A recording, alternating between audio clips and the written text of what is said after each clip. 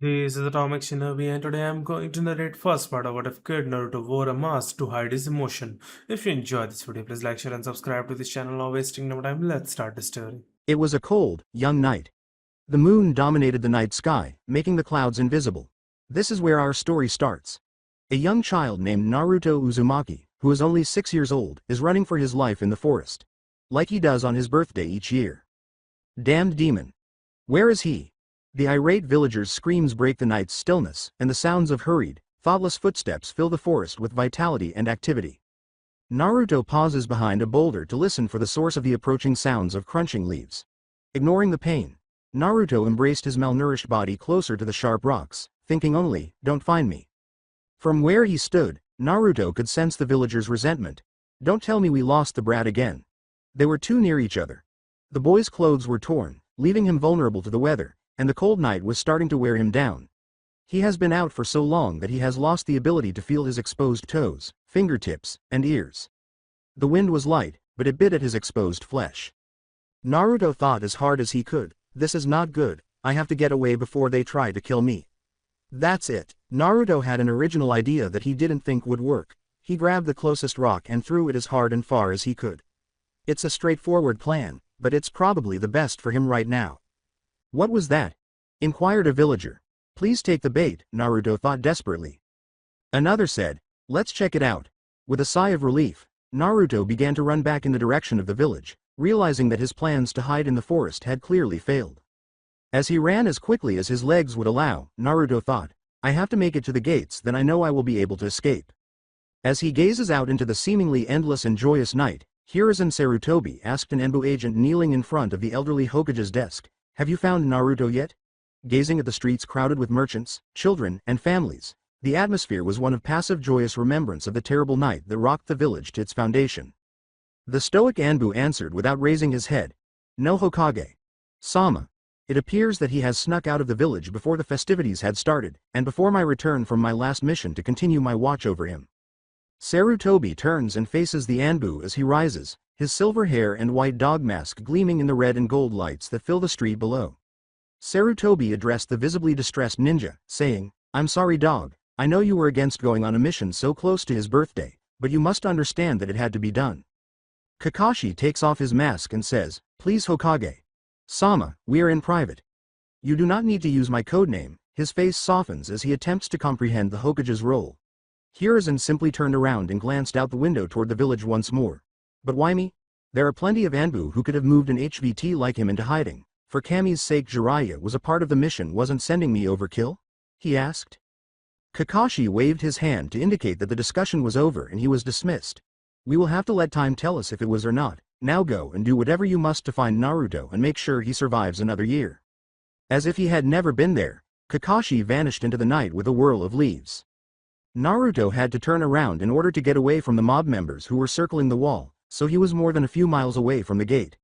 Not even a few seconds after arriving at a brand new, heavily forested training area, he heard the scariest phrase he could possibly encounter at this precise moment.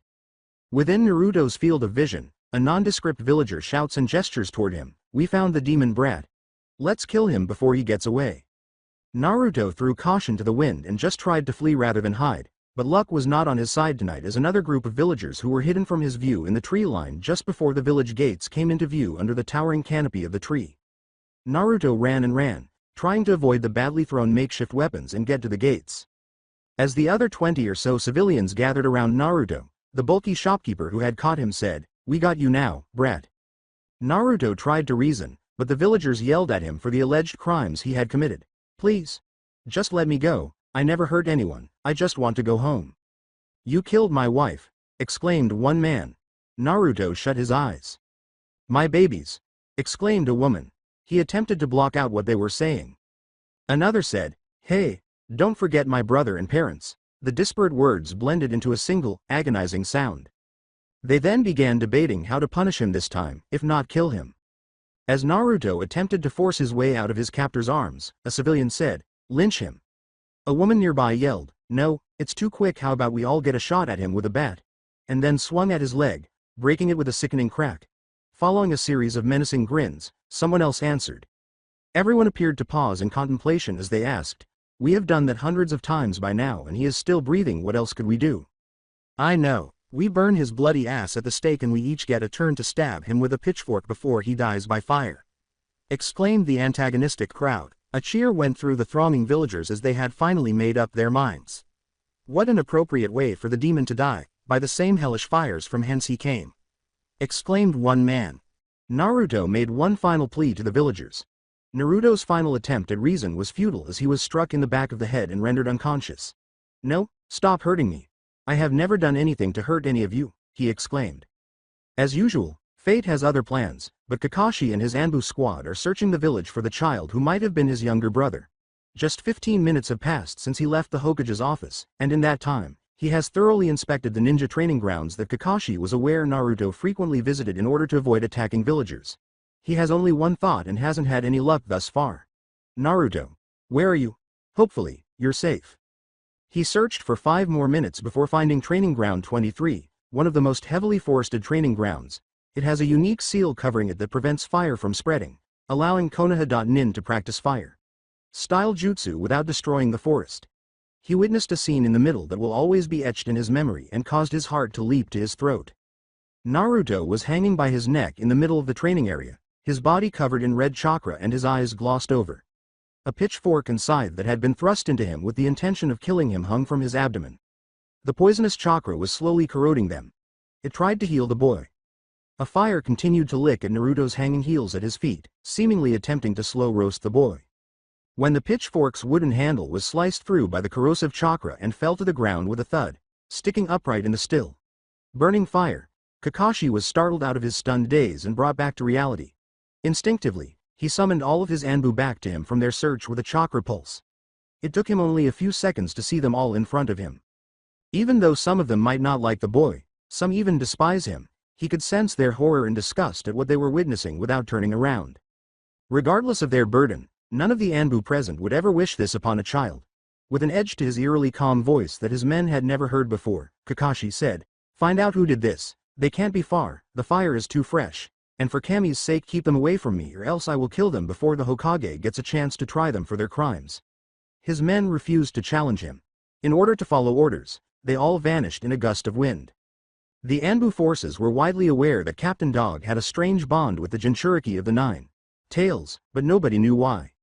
Rumor had it that he was Dog's son, born to a woman he had met on a secret mission, and that the Hokage had ordered him to give up the child in order to remain a captain. Another less common rumor is that he was watching the boy because he was aware of the child's parents' true identities, either out of guilt or because the child's parents asked him if they might still be alive. They didn't care about the truth. What mattered to them was that the child's safety was significant enough to occupy a significant portion of his leisure time. As a result, they implicitly valued the child's safety. They simply prayed that Dog would never catch the civilians who had harmed Naruto. If he did, hell might turn into heaven for them. Kakashi swiftly kicked the roaring fire pit beneath Naruto's feet away as soon as the wind gust subsided, and he took out the remaining pitchfork and corroded scythe. Then, with Naruto's lifeless body in his arms, he cut the rope that was still hanging him, caught him, and drove to the hospital. As he carried Naruto to the hospital for treatment, Kakashi had no idea that Naruto was still alive and that the Kyuubi's chakra, which was strong enough to dissolve steel, was not hurting him. Naruto woke up in the hospital, a strange but all too familiar place. Without opening his eyes, he orientated himself using sounds to which he had grown accustomed in his brief life. He then became aware of a familiar sensation of light pressure throughout his body, as his entire upper body, as well as the lower portions of his arms and legs, were heavily bandaged. He inhaled deeply and carelessly tested his motor skills to see which parts of his body had healed and which would require more time. For a boy his age, the routine was too well honed. He finally made his presence known to Naruto, saying in a kind and worn voice from the corner of the room, "It's nice to see you actually awake." "How long was I out for this time, Sarutobi? Oji-san?" Naruto asked emotionlessly, refusing to open his eyes because he was aware that the unexpected burst of light would only make him feel more uncomfortable. He replied, looking regretfully over Naruto, 9 at least, 12 at the most. The Hokage's hand, which had silently moved to Naruto's side, gently resisted his attempt to sit up, slightly upsetting Naruto. "What time is it now?" Naruto sighed as he gave up trying to sit up. "It is currently 10 o'clock. Sarutobi winced at the idea of the child's agony. 11 hours then, not 9, they caught me before midnight. Last thing I remember is the moon right above me. I've always hated the moon Sarutobi. Oja-san, did you know that? The villagers, attempts to make it as painful as possible, the burn marks on his legs, the cuts on almost every limb, and the blood, so much blood, were all still vivid in his mind. Sarutobi did not believe a child the size of Naruto could have that much blood in his body, let alone enough to survive and avoid being cooked to death. The thought made Sarutobi turn a spectral white.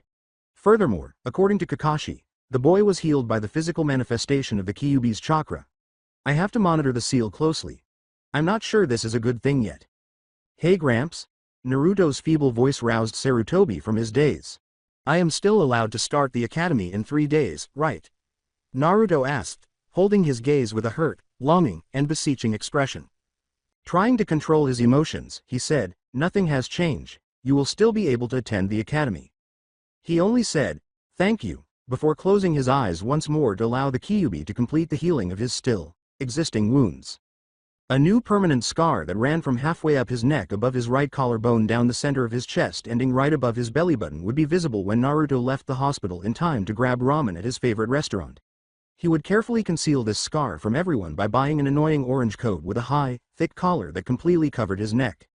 After 7 years it was the last day of the academy, and Naruto had just failed the test once more. He was distraught as he left the classroom, but he wasn't as stupid as everyone believed because he knew that the teacher was ruining his education, so he would sneak into the school archives at night to learn what he was missing, aside from math, which he detested, but he couldn't learn any self-study skills, and he felt that it was a waste of time and further damaged his self-esteem. Despite his best efforts, Naruto was unable to acquire any self-study skills, and he felt that it was a waste of time, and he was unable to pass the jutsu test because he couldn't create a single clone. Iruka Sensei would not allow him to create a room full of clones because the test requirement is the creation of a single clone. As he was leaving the academy grounds, Naruto, still lost in thought, bumped into someone. Oomph. Crap, who did I hit? I don't feel like running from someone today, Naruto thought until he looked up and saw it was Mizuki. Sensei. Ah, I apologize, Sensei, for not being aware of my surroundings. Naruto began to tremble and rub the back of his neck, saying, damn, of everyone I could run into. Mizuki grinned and said, it's okay, Naruto, I understand you're distracted because you failed again. You too. Faced shit, you're right. Mizuki reached into the pouch on the back of his belt and took out a small scroll with a red ribbon tied around it. It's good I ran into you. Iruka wanted me to pass this on to you for him as he was a little busy. Naruto reached out cautiously and grabbed the scroll, staring him in the eyes. What is this, Mizuki? Sensei, Naruto asked. Open it and find out, Naruto. Mizuki, trying not to smile, said, it's your chance at becoming a genin once and for all. Naruto could see the struggle to control his facial features. Despite his social incapacity, he has always been good at spotting when he is being lied to. Because he is constantly shunned, he has learned to read people's expressions better than most. Naruto put on his favorite mask after deciding it would be best to comply for the time being. Really, with his best puppy eyes, Naruto practically yelled with delight, thank you so much, Mizuki. Sensei. Should I open it now? What am I supposed to do? To Mizuki's dismay, Naruto started. Not now, Naruto. He started, wait until you return to your apartment before opening it. Mizuki could no longer contain his sly smile. It's a mission that needs to be completed with the utmost secrecy. Unnerved by Mizuki's smile, Naruto acknowledges that he understands and quickly turns away, running back to his apartment with the same final thought. I can't believe this idiot. Naruto knew something wasn't right the moment he touched the scroll, but he wasn't sure what it was, so he decided to use the one trustworthy resource he had. He stopped running outside his door, turned around, and addressed the empty alley where his house is located, saying, oh, Mr. Anbu, I need your help. I thought we were friends, but I got no response. Come on, don't be like this. You're bluffing, kid. I'm an elite Anbu and you can't even pass the academy. How could you ever know where I live? Naruto said again, while wearing a mischievous grin. I know who you really are and where you live, and I will prank you. Naruto decided he didn't want to play the long game any longer, and it paid off when a voice from all around him started talking. I could tell you were pursuing me from a distance. As Naruto reached into his pocket and took out a piece of paper from his back pocket, the Anbu felt a cold wash over him. Then how'd I have your grocery list from the top of your fridge? Naruto felt a brief rise in killing intent before hearing a sigh from above his head as the Anbu landed behind him silently and snatched the paper from his hands before he could react. I better not be getting pranked for a while after this, said the towering Anbu wearing a deceptive grin in return. Before I help, I have a question for you, Bear started. How did you figure out where I lived and who I am? He was nervous, going over every scenario in which a child he spends a lot of time shadowing could figure out who he was. Was there a spy? Was he hiding his skills? Did he break into headquarters? Bear was hoping for the last one so he could throw the brat into jail for a few nights so he wouldn't have to shadow him for the rest of the week until Dog returned. But he also knew that he would be on Dog's shit list for a while if he did, so maybe not. Your hair is the problem. I don't know why each of you Anbu have such distinctive hairstyles, but all I need to do is match them up. It's easy enough for anyone to do. I honestly don't know how you have kept your identity secret from the rest of the population like that, said Naruto, who was utterly unimpressed. Humph, that's how. The brat is immune to the mosque's genjutsu. That's impressive considering even the Hokage isn't immune to it. Bear smiled behind his mask at that thought. What Naruto didn't realize was that the second Hokage had applied a genjutsu to the Anbu masks that made their wearers appear generic. Basically, it completely changes their appearance, which is why they are so few in number and have managed to maintain their secrecy. Bear changed his focus as his curiosity changed as well. Anyway kid, what is it you need from me? You never ask us Anbu for help. This. Naruto said, I know you don't follow me from school, so you missed it, but Mizuki gave me this scroll and said it was from Iruka Sensei, and that it would be how I graduate from the academy. He took the scroll from the inside of his jacket. Did you read it? Bear asked, taking the scroll from Naruto's hand and opening it. After reclaiming the scroll from Bear, Naruto raised an eyebrow in question and said, I'm going to have you do exactly as the scroll says. Bear grinned, then grabbed Naruto by the shoulder and vanished in a flurry of leaves. Naruto shook his head side to side to confirm that he had not read the document. Here, read it. We're going to the Hokage. Damn it, Naruto. Where are you? Iruka thought as he frantically searched for the genin. It was 1 a.m, and all Chunin and higher-ranked ninja received an emergency signal about the theft of an important asset. At first, Iruka didn't feel much urgency because he wasn't sure how helpful he would be to stop someone from stealing an important asset to the village, but then he heard from passing Jonin that it was that damned demon brat who stole the forbidden scroll. Iruka was going to all of Naruto's usual hiding places in the village, but he knew deep down that Naruto wasn't there because he was too good. He knew that Naruto could have gotten that scroll without anyone noticing and could have escaped if he wanted to, because that was the one thing he was better at than anyone else, hiding his presence in tracks, which his childhood made sure of.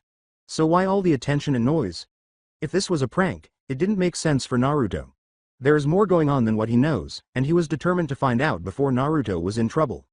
When Iruka took Naruto to ramen after the 3rd month of classes, he felt like he was making progress with Naruto because he started to open up and talk about his past but never his feelings. However, it was a wake-up call when he followed Naruto to Training Ground 23, where he stood under the few rays of the setting sun through the extremely dense trees, hand up, touching the lone hanging rope, scrawled into the tree from which it hung, remember the victory. The demon almost died. Iruka was appalled by what he saw before it dawned on him. His only option was to give the terrified and distraught child a back hug because this was the first time he had ever witnessed Naruto cry and displayed genuine emotion.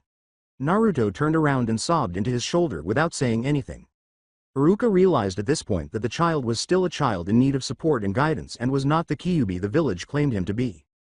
Iruka was aware of his destination and began a frantic run to Training Ground 23 in order to reach Naruto before anyone wishing to harm him did. Iruka arrived at Training Ground 23 more quickly than he could have imagined, and at that precise location, Naruto was reading the forbidden scroll beneath the remaining noose. Iruka was initially relieved to have discovered Naruto before anyone else. Iruka calls out to him, deciding to let the young teen know he's there. Naruto, I'm glad I found you. What are you doing with the forbidden scroll? At the voice of his reliable teacher, Naruto leaps. Before answering, Naruto ran through a number of scenarios in an attempt to persuade Iruka to leave, thinking, shit, he wasn't supposed to get involved. Iruka Sensei, look, I got the scroll just like you told me to. Naruto said. Naruto chose to ask Iruka, I just need to finish learning a jutsu from it, then I can graduate as a genin, right? Iruka couldn't understand. What are you talking about, Naruto? I never told you such a thing. Naruto took out the instruction scroll that Mizuki had given him at the academy and said, of course you did, Iruka.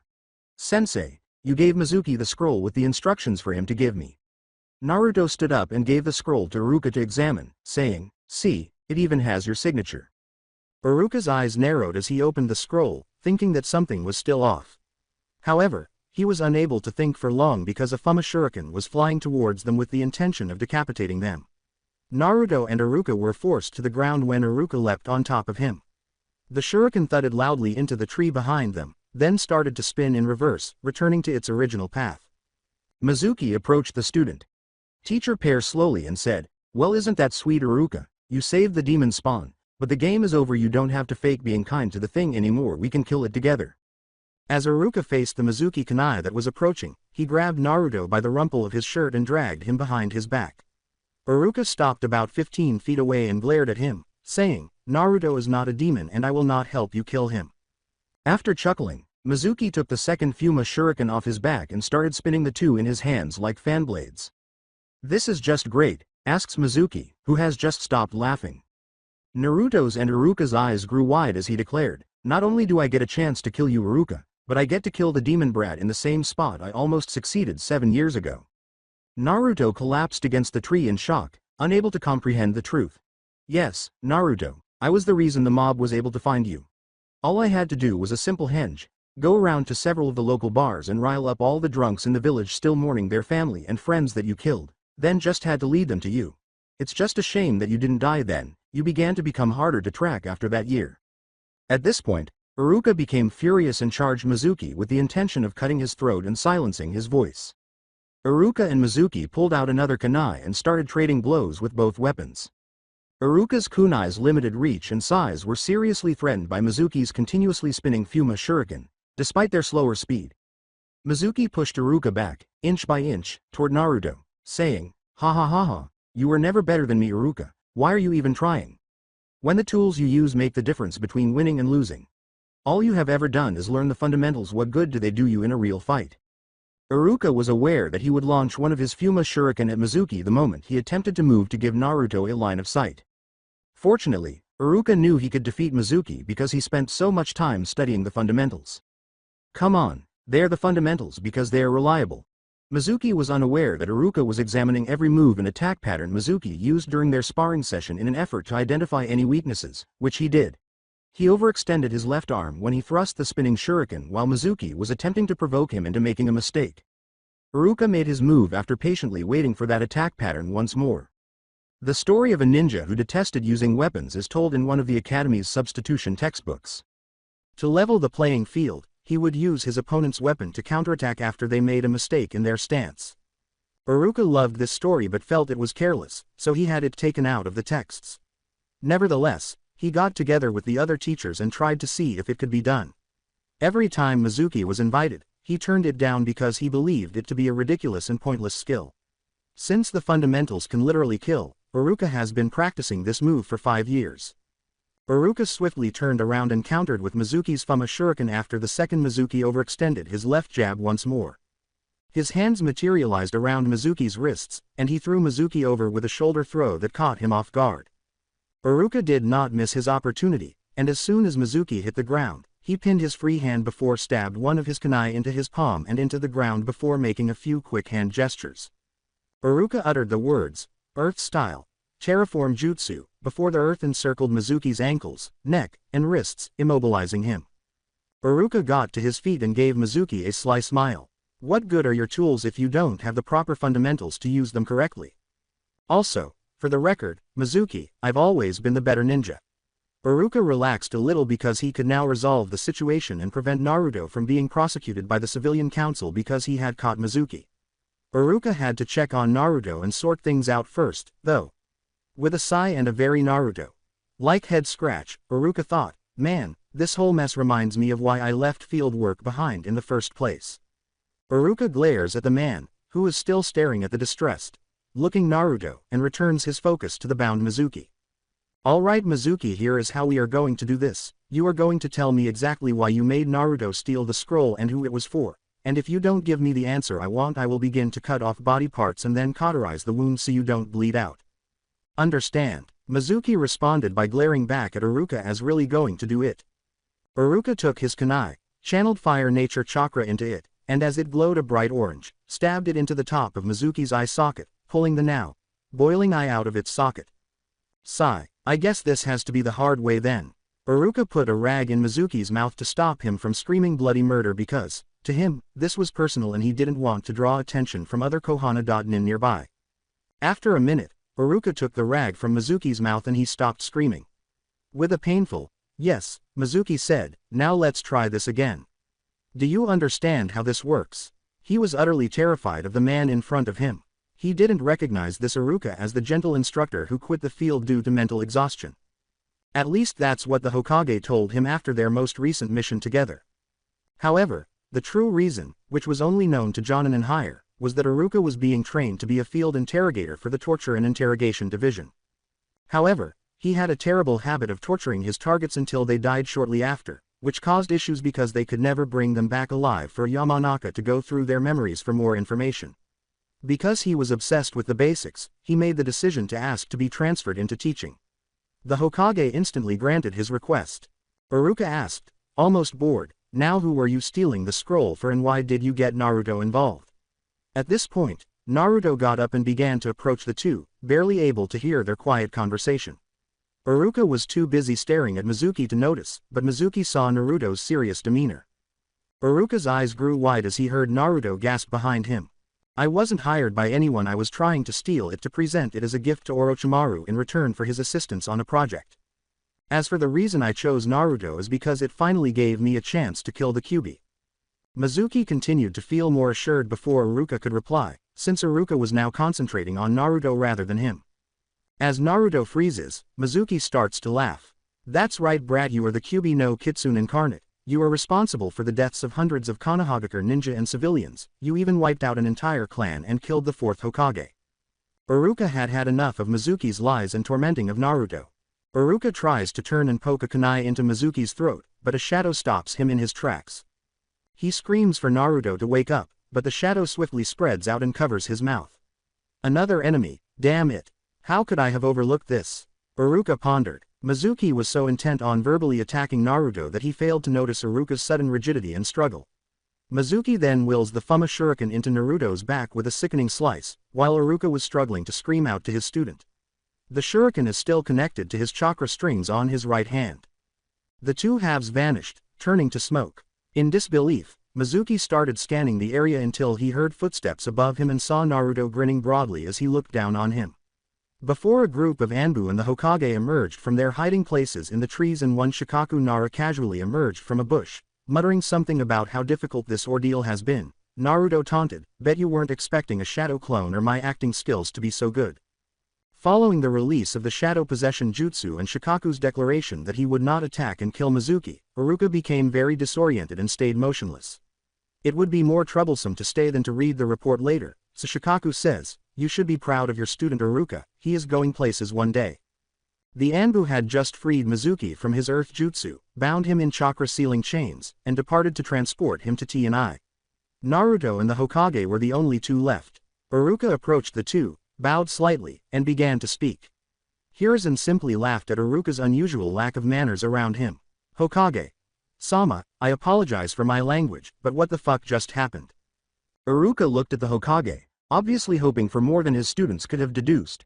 Well, Naruto here got his hands on a disturbing scroll from Mizuki after he failed the genin test.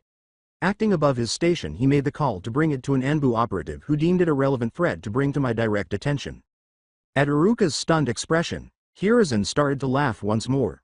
"That doesn't explain why Shikaku was here and why Naruto knows about the fox," Iruka replied.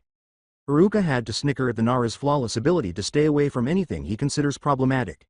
Shikaku was here simply because he was in the office when Bear showed up with Naruto and decided he would come watch the show rather than deal with the chaos unfolding in the village. As for Naruto, well, he was smart enough to figure that out himself about a year ago. Iruka looked at Naruto, who was staring at the ground, almost afraid. "Sorry, Iruka. Sensei, Oji-san said I couldn't tell you because it would be better if you didn't get involved." Iruka only had one thought, though, and he leaned down to hug Naruto and whisper in his ear. "All that matters is that you are safe." Naruto feels like someone genuinely cares about him for the first time in his life. Before they leave the clearing, they hear the Hokage speak up. "Can we go get some ramen, Iruka?" "Sensei?"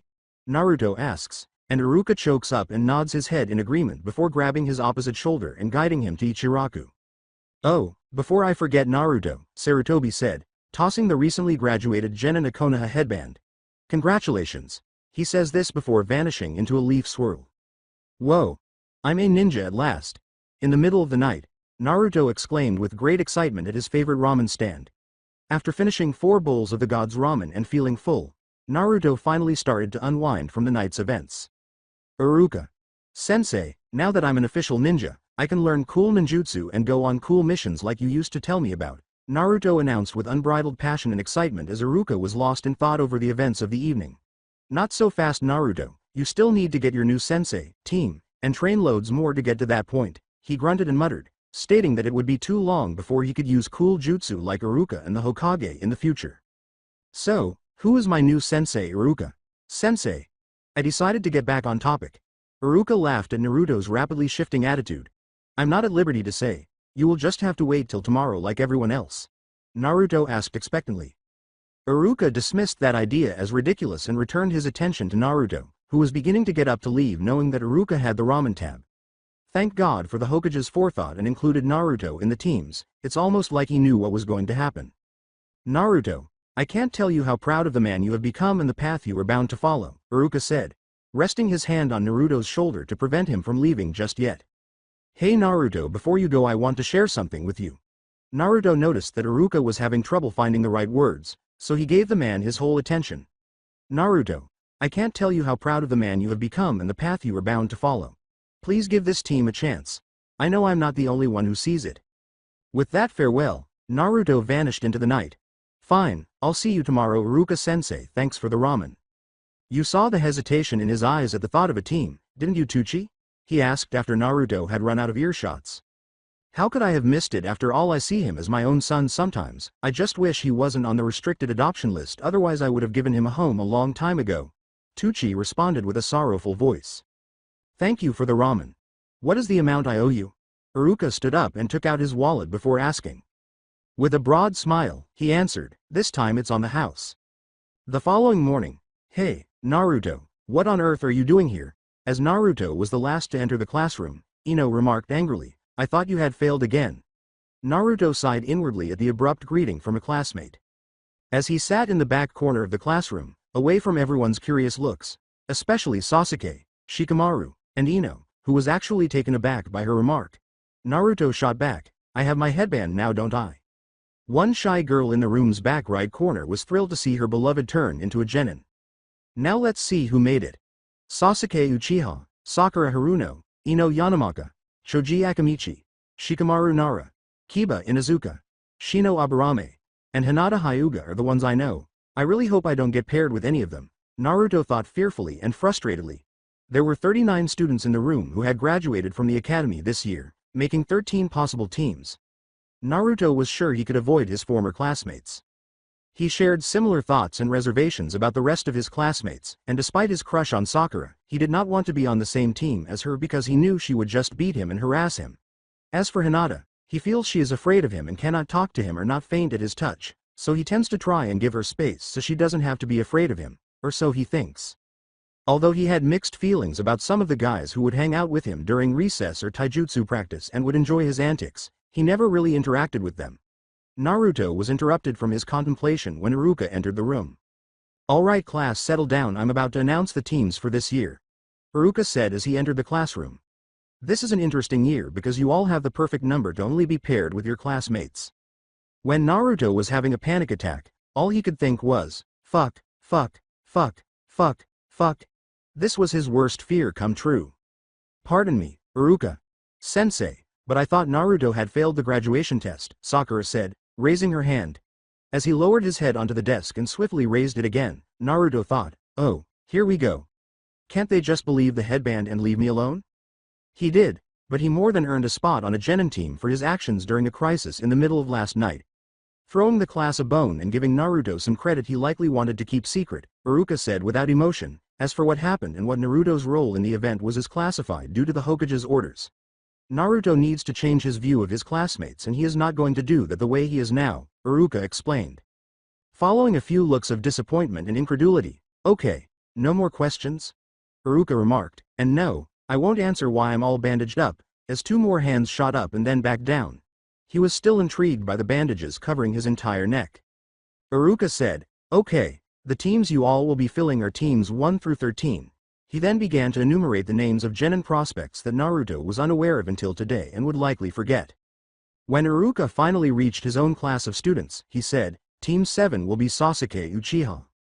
The Uchiha only gave a humph, and he said, Sakura Haruno. Yes. Take that Ino.pig, I get to be with Sasuke and win his heart. Chhhaa, true love always comes out on top. And Naruto Uzumaki, Iruka concluded. Sakura's high immediately drops, and Ino begins to laugh at her good fortune. No. When Sakura learned that Naruto was on her team, she leapt from her chair and yelled, "Fucking loser is just going to become a cockblock for me and Sasuke." Naruto simply slammed his head against his desk. My life is over. She will kill me whenever she can, and now that I have to compete with Sasuke, she will never go on a date with me. Why is that even a concern, I wonder? Both of them will mistreat me. In order to continue reading from the list, Naruto simply kept his head down while Iruka waited for the mostly fangirl class to calm down and move past not being on the Uchiha's team. However, he was more preoccupied with his own inner thoughts. Hokage. Sama, what are you thinking? Pairing Naruto with the two students in his class who used the most foul language. Iruka wasn't the only person let down by this team. He might not have the mental fortitude to wear his mask for very long. Unbeknownst to others, a young Hyuga was also struggling with this. Since Naruto isn't on my team, I won't have the opportunity to express my feelings to him. Oh Kami, this sucks, Hinata thought sadly. How will I ever get the courage to talk to him now, or even look at him?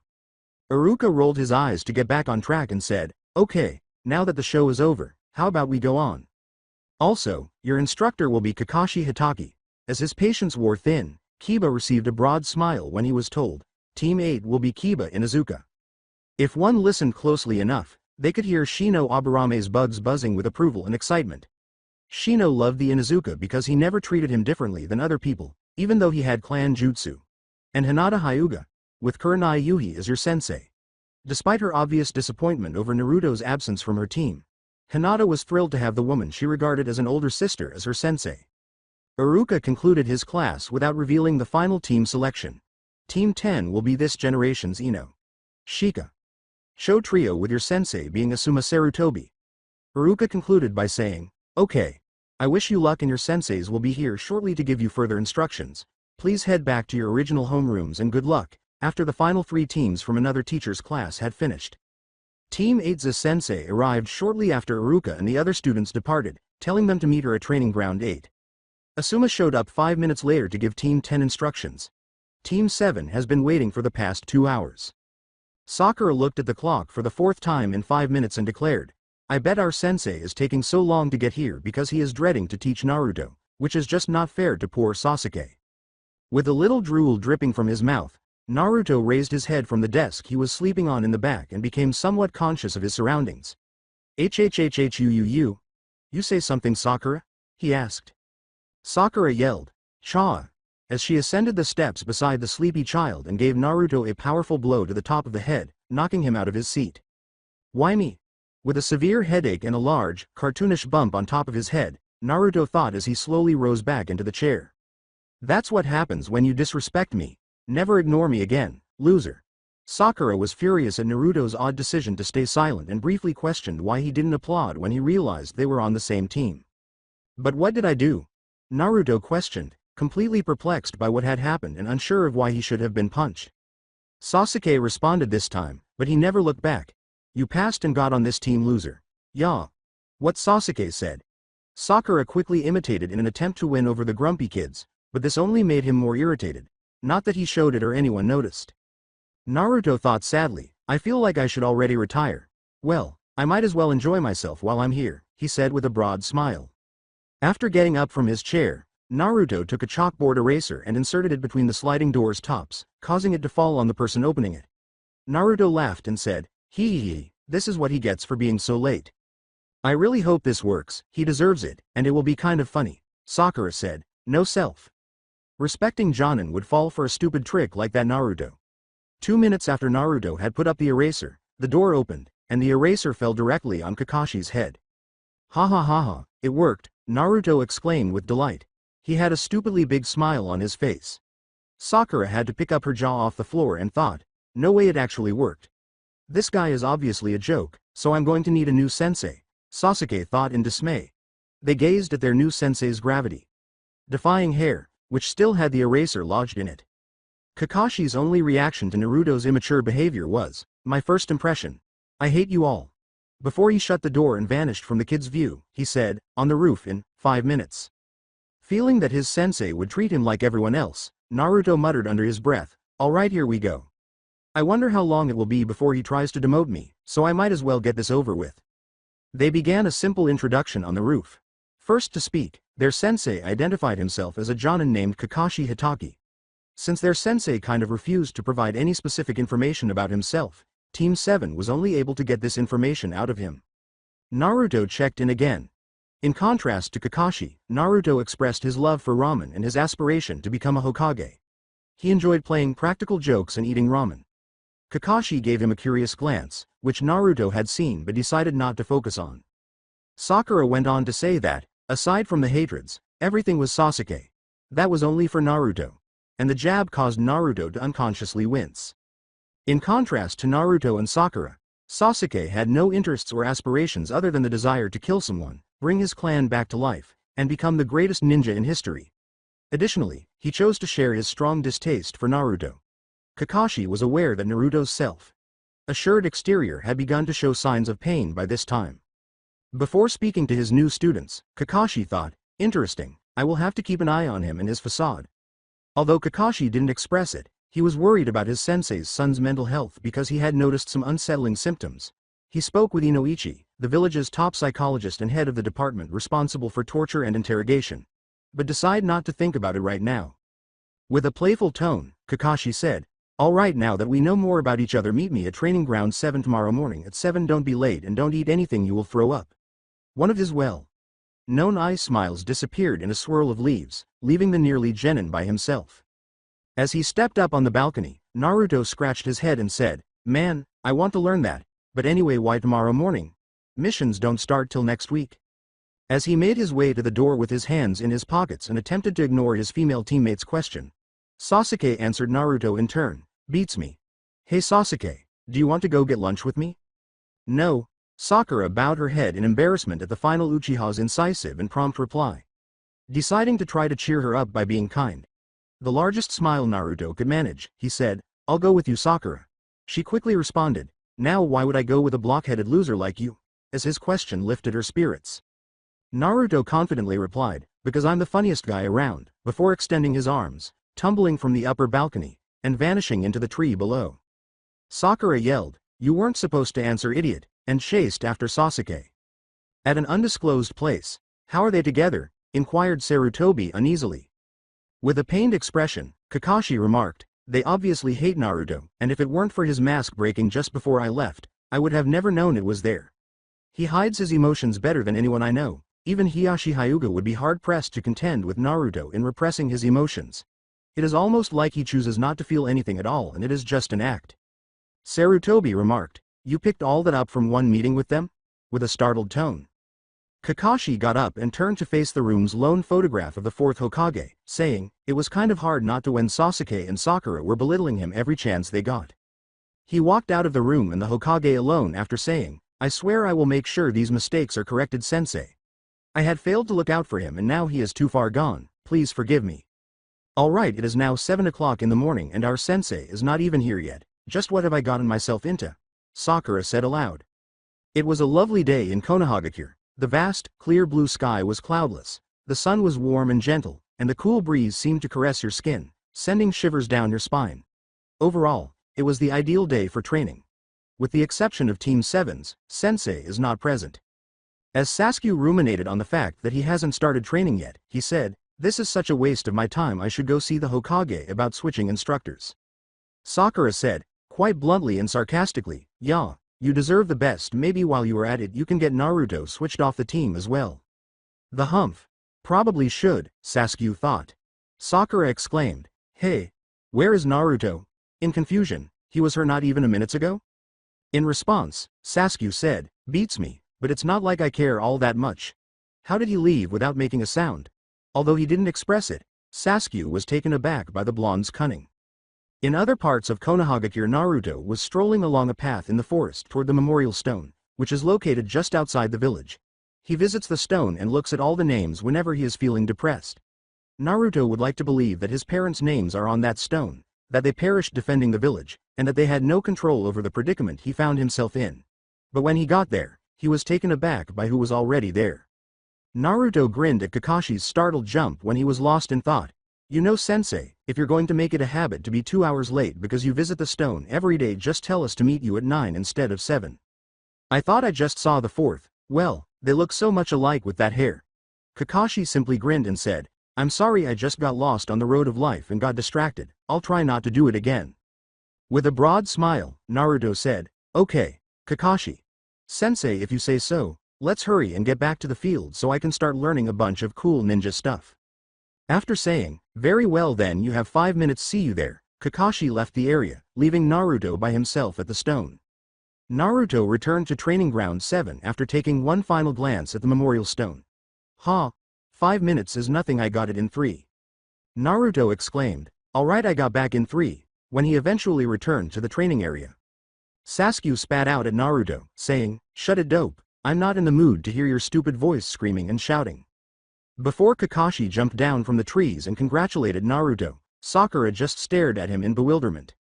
Well, you definitely beat the time I thought it would take you, however I was hoping you would be smart enough to pace yourself because now I'm afraid you put yourself at a disadvantage in the graduation test.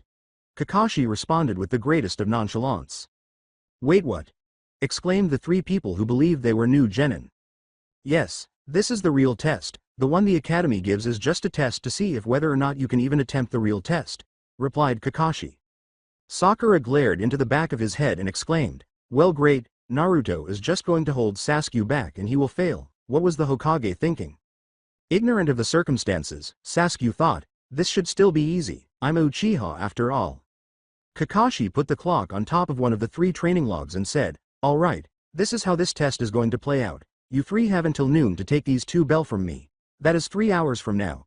Whoever does not get a bell will be tied to the log and watch the rest of us eat lunch, then after that you are sent back to the academy till next year. Any questions? To demonstrate that they fully understood the test's requirements, all 3 genin shook their heads. All right, I get to show what I really am. Have faith. As Naruto awaited the challenge, his smile only grew wider. Although he still appeared to be brooding over something, Sasuke thought, that dope had better stay out of my way. All right, begin. As Kakashi assessed the 3 genin's ability to hide, they all fled as soon as he said that. Even though he couldn't see them, he knew roughly where they were. From the top of a heavily leafy tree, he could hear Sakura shifting. A good place to see and not be seen. Then he paused to sharpen his senses in an attempt to locate Sasuke. Fortunately, the Uchiha had completely ignored the wind, and Kakashi's chakra. Enhanced senses were able to detect his scent. He is lying in wait in a bush under some foliage. If you were waiting to ambush someone and knew the route they were taking to reach their destination, that would be a very good spot. Unfortunately, though, that is not how this test operates. Next was Naruto. Because Naruto was able to conceal too much of Kakashi's astonishment and laughter from all of his senses, his stealth abilities were exceptional.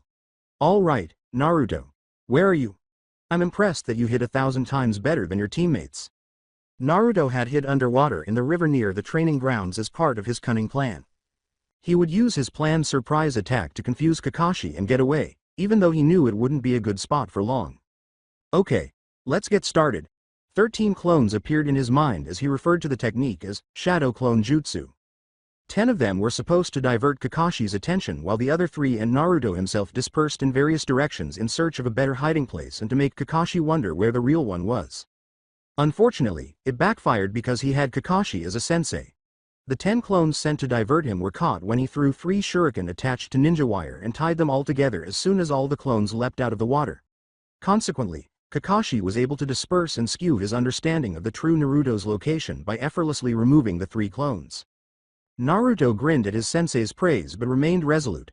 I have to hand it to you, if I was a lesser ninja that probably would have worked, but to get away from me and get a bell you will have to do much better than that. Also, I'm impressed you know an A-ranked jutsu, that alone is highly impressive. Unbeknownst to Naruto, one of his teammates had begun to respect him.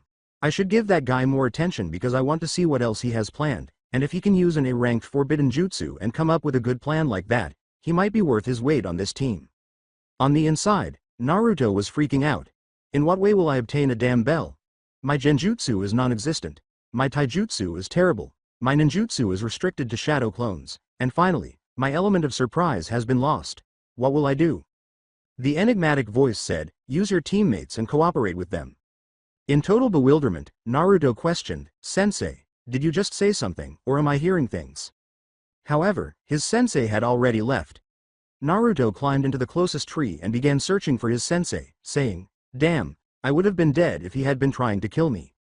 When Naruto finally discovered him in a taijutsu battle with Sasuke, he saw Sasuke move around Kakashi with his family's amazing taijutsu technique, apparently never stepping on the ground. About 2 or 3 minutes into the battle, Sasuke was able to touch the bell, something Naruto was unable to do. Much to Kakashi's and Naruto's surprise. Taking advantage of that shock, Sasuke dispersed Kakashi with a reverse heel kick to his temple. What? Naruto and Sasuke pondered. It didn't matter if he received the bell because he had been battling a shadow clone the entire time. Furious, Sasuke decided to search for Kakashi in the western section of the training grounds. To the south of where he was, across the tree line, came the shriek, H that could be heard throughout the entire village. His only thought before running toward his teammate in danger was, Sakura. He found her in less than 2 minutes, but as soon as he saw his unconscious, pale, bound teammate, panic struck. What happened to her? There are no visible wounds, and she is still breathing. It must have been a genjutsu by Kakashi. Sensei. Naruto perspired. Now, I would have known how to help her if I had gone to class on the day Ruka taught us about genjutsu. Naruto was upset that he couldn't assist his teammate. The enigmatic voice once more assisted, saying, push a small amount of your chakra into her chakra system to disrupt the genjutsu. Naruto was tense and had a kunai out right away. Who's there? Show yourself. Naruto couldn't see who was speaking, so he wasn't sure if he should believe the voice or if it was a ruse to get him to hurt Sakura. To clear his mind and stop worrying about his position being jeopardized, Naruto chose to pick Sakura up and move her under a tree a short distance from where she had been. Is this voice reliable? No one has ever helped me before, so why is it helping me? What's happening? As Naruto considered his choices, he became aware that the voice was offering wise counsel. The primary hint that led him in this direction was when he reflected on how earlier he had been concerned about how he would receive a bell from Kakashi. He began to make connections after he came to terms with the fact that he would have to cooperate with his teammates in order to get a bell. Why put us up against each other when there has never been a three-man team? Even though he was unable to determine Kakashi's ultimate objective, he realized that in order to get his teammates' assistance, he would first need to awaken Sakura from the genjutsu. All right, nothing happens. Naruto put his hand on Sakura's forehead and concentrated on introducing a small amount of chakra into her body. I hope this works. Sakura tried to punch Naruto when her eyes opened, but Naruto abruptly jumped back. Unaware of what was going on, Sakura yelled, pervert. What do you think you are doing? Naruto defended himself by saying, I was helping you. You were stuck in a genjutsu and I released it so we could help each other. Help each other? And send Sasuke back to the academy because we got the bells and he didn't? No thank you. Sakura shot back. On the inside, Naruto was furious at her answer. Naruto practically yelled, I could give less of a shit about who gets the freaking bells, as his anger and emotions flared. All I know is that unless all three of us work together none of us will pass. I saw Sasuke fight one of Kakashi's clones and it took him over 2 minutes to land a hit on it with Kakashi just defending the entire time. Naruto ran to make his point. Sakura paused for a moment, stunned and contemplating. At the end of the request, Sakura put on the cutest smile she could manage and said, fine. I'll help, but only if Sasuke and I get the bells. I'm a little surprised that he yelled at me. He has never done that before, but I know with this smile I'm guaranteed he is putty in my hands, Sakura thought confidently. Naruto said, uninterested in what she was doing, yeah, sure, whatever, let's find Sasuke, we only have an hour and a half left. As Sakura watched the boy who would have done anything for her if she had given him that smile storm off in anger, searching for Sasuke and ignoring her, she thought, what happened to my feminine charm affecting him like a dog in heat? Without realizing it, she asked herself, what did I do to make him so upset? Why am I even fond of her? She is obsessional, cruel, manipulative, and flat-chested. Naruto, despite his anger, displayed only indifference as he composed himself to the outside world. Are those qualities really what I want in a girl? And was in some way pleased with this fresh insight that he ought to have discovered long ago. Why am I now disclosing all of this information? Before deciding to set that thought aside and concentrate on the task at hand, he thought incoherently. Sakura, who was suspicious of the orange-clad ninja, fell a step behind Naruto and asked, "Where are we going to look for Sasuke?" The normal, cheerful Naruto replied, "Western part of the grounds. That is where I saw him heading last." "How does he shift his mood so quickly?" Sakura asked. They stumble upon Sasuke's head after 10 minutes or so of searching, or so Sakura believed. However, Sasuke later clarified that Kakashi himself had caught him in the headhunter jutsu. Sasuke asked in utter bewilderment, "Okay, now I'm out of the ground, would you mind explaining why you and Sakura are together when she hates your guts?" "Well, as you probably already know, as you have well experienced by now, we are not going to be able to take a bell by ourselves, so I had made." He used the finger quotes as he said made, "an agreement with Sakura that if she and you cooperated with me, you guys could have the bells." Naruto simply rolled his eyes and replied. Before responding, Sasuke considered his options. "Fine, only if I get to make the plan, cause I don't think you have the mental capacity to think of anything decent." However, Sasuke was aware that this was untrue because he was thinking back to Naruto's previous attempt to flee from Kakashi. As they all gathered around and heard the Uchiha's suggestion, Naruto questioned, "Okay, so what's the plan then? Where are the three of them? Have they given up?" Kakashi looked at a bright orange book and thought. Then he realized that the book, pervert, contained 3 kunai. Sakura exclaimed this before turning and fleeing. Kakashi had become bright red and bug-eyed. "My book, my lovely book. Lord, what have I done to merit such a harsh destiny?" His lone visible eye was shedding anime tears. Kakashi's agony changed to frustration following a fictitious burial for the novel. "Oh, I'm going to get Sakura back for this," Kakashi said, taking off after his pupil leapt through the tree canopies after taking one last look at the temporary memorial he had created for his once priceless book. He found Sakura sitting on one of the training logs in the main area after pursuing her for less than a minute. "This seems too simple." As Kakashi began to survey the area, he saw that the ground had been significantly disturbed in several places, more so than would be the case with a straightforward taijutsu match. Either there are traps in the ground, or Naruto and Sasuke fought in the location as a coincidence. She fell for a straightforward genjutsu, and I wouldn't rule out a full-fledged altercation between Naruto and Sasuke. However, why couldn't I hear the sounds of a major battle? Kakashi strolled slowly to Sakura, approaching the scene with caution. Kakashi coughed to get Sakura's attention as he got closer. "Oh, hey pervert, what do you want?" Sakura said, her disgust in her voice. Kakashi was about to reply when, much to his surprise, the plan came to pass. Rewind. "Alright, so here is the plan." Sasuke responded. "Sakura, Kakashi from what I've noticed likes to read a bright orange book. The book is an adult book." Sakura and Naruto stopped and looked at him curiously. Sasuke recalls his older brother's covert passion for the pornographic novels, saying, "I may have stumbled across 1 or 2 copies in my youth." Once more, this only made him the target of more curious glances. "Enough. I'm not saying any more. Let's get back to the plan. Sakura, you will destroy the book when he is not paying attention. This should push him enough to chase you back to the clearing we first started this exercise in." Sasuke blushed with embarrassment. "I know, right, who would have thought?" Sakura nodded in agreement.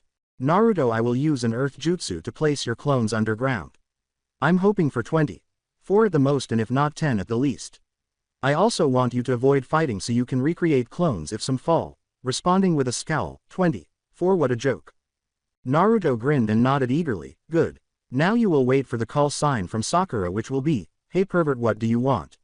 Sakura remained silent as she considered the best place to stand. Now Sakura only say that once he is surrounded by Naruto's clones, you probably want to take up a higher vantage point than the ground to see the locations of the clones, but also a spot where Kakashi will walk right through them. Finally, I'll use Naruto's distraction to try the headhunter jutsu on Kakashi and steal the bells for Sakura and me. Any questions? Sakura and Naruto both nodded. With a silent command, they all leapt to their feet to complete their tasks after Sasuke said, "Perfect, let's go get set up." "Surprise, sensei!" exclaimed 25 Narutos simultaneously. Although Kakashi was a little surprised that Sakura and Naruto were planning something similar, he decided not to think about it because he was under pressure to prevent all of the Narutos from getting the bells. The constant assault of hooks, jabs, elbow shots, and kicks was too much for Kakashi to handle. The sheer volume of attacks kept him alert, even though they were all badly executed. Naruto thought, Damn, I can't hit him, as he had to replace a dispelled clone after Kakashi used his punch's momentum to strike another clone that was attempting an axe kick to Kakashi's back, dispersing it. Kakashi grinned and said, "Hey Naruto, would you mind stopping creating clones for me?" Naruto literally leapt in shock, only to further screw himself as a result. Hidden Leaf's secret technique, 1,000 years of pain, requires additional explanation. As all of Naruto's clones began to perspire, everyone paused to watch him soar through the air like a rocket. While still appreciating his useful work, Sasuke thought, "Now's my chance," as he leapt out of the ground, completely abandoning the headhunter plan and making a mad dash for Kakashi. Kakashi laughed as the real Naruto emerged from behind the trees, saying, "You know what? I think that is a new record for distance, ha ha ha." When Naruto saw Sasuke running to their sensei, he yelled, "Damn you sensei." That was cruel, in an attempt to divert Sasuke's attention for a little while longer. It worked. Sasuke was close enough to jump in and seize the bells. Sakura's heart broke a second after she exclaimed, "Hooray! We got the bells." In a puff of smoke, the bells in Sasuke's hands had vanished. Naruto yelled in the forest, "Damn it Kakashi! Come out and fight yourself, instead." Shortly after Naruto concluded his speech, Kakashi landed on a nearby tree branch, grinning, and had to make the astute remark, "I would love to, but..." Ring! The timer went off, indicating that it was noon. Time's up. When the bell rang, the three genin all had sad expressions on their faces. They will be tied to the training posts to observe Kakashi eating his lunch because they failed. After that, they were sent back to the academy. Each of them received a bento box from Kakashi, who said, "Eat up, meet me here on Monday for your first mission. You guys did a great job." "What?" exclaimed the three genin in shock. "We passed, all three of us. Does that mean the true objective was not to get the bells at all but to see if we could work together when the odds weren't in our favor?" Sakura pondered the question. In all seriousness, Kakashi said, "Correct. I wanted you guys to look underneath the underneath. As a ninja, nothing is ever as it appears, and the split-second decisions you make could mean life or death for your team. So being able to see underneath what is obvious will save your lives one day," he concluded on a lighter note before heading out. As he walked away from his teammates, Naruto tossed away the now empty bento box and said, "Okay, I'm going to get ramen. See you guys later." Sakura was about to walk away when Sasuke grabbed her arm and motioned for her to hold on for a moment. Naruto finally spoke after being out of earshot for roughly 2 minutes. "Does something about the dope recently seem odd to you? He is actually using his head. He didn't ask you on a date before he left, and he somehow learned an A-ranked jutsu." Sasuke inquired with some genuine curiosity. She realized how terrible that was as she said, "Now that you mention it, I have. He yelled at me after I said I would only work with him if you and I got the bells." Deep in contemplation, Sasuke turned and began to walk home, saying, "Well, help me keep an eye on him because for some reason it makes me extremely uneasy, especially with how all our parents want us to stay away from him and will not share why. Why do I suddenly feel respect for you? What are you really like? What have you been through? I have to think about these things." Right now, Naruto was eating Ichiraku ramen that he had ordered to be delivered while sitting on the porch outside his tiny apartment. He was so preoccupied that he failed to see Kakashi land next to him. "Sup?" was Kakashi's greeting, and Naruto instantly leapt out of his trace to return the greeting and smile at his sensei. Curious as to why his sensei was here and how he even found out where he had lived, Naruto asked, "What can I do for you, sensei?" "You can drop the facade, Naruto. I know something is bothering you. Don't think I didn't notice you talking to yourself and zoning out for minutes at a time during the test today." Naruto was genuinely surprised that he had noticed, but he kept it to himself, even though he expressed concern and brought it up. Naruto, however, was still unsure of how to discuss these topics, so he chose to act as usual and act as though nothing had happened.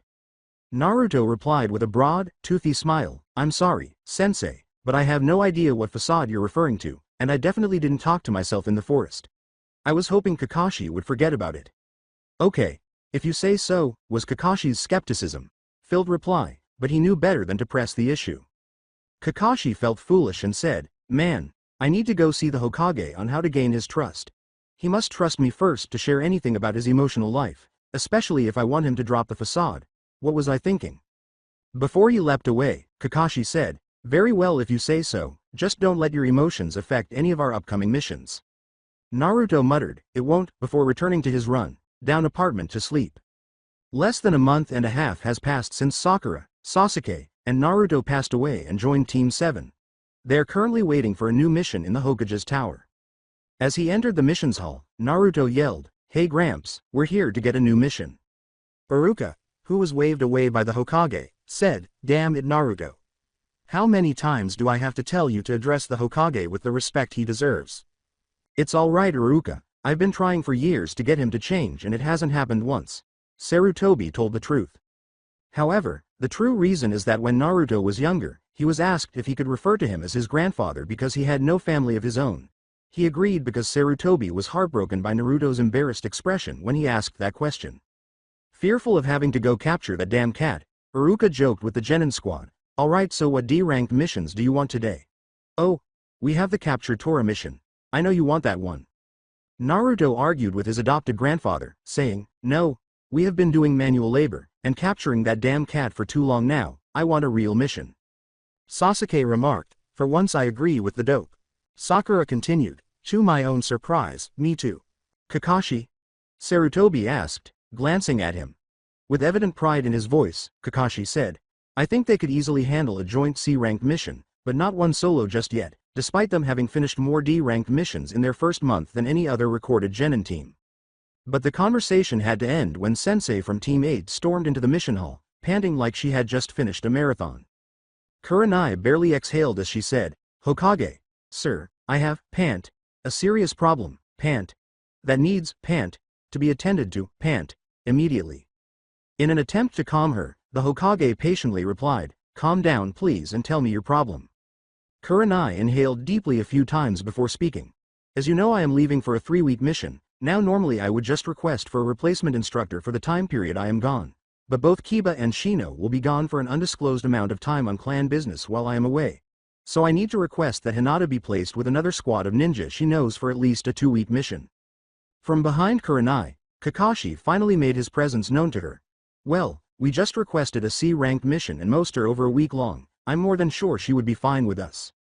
Kurenai said, "Thank you, that would be wonderful. Is that all right with you Hokage sir?" With a look of pure delight. "Iruka, do we have any C-ranked missions that fit the criteria?" "Yes sir, but are you sure that they are ready for a mission like this? Most Genin teams don't take their first C-ranked mission till they have been doing D-ranked missions for 3 to 4 months. Iruka hesitated before responding.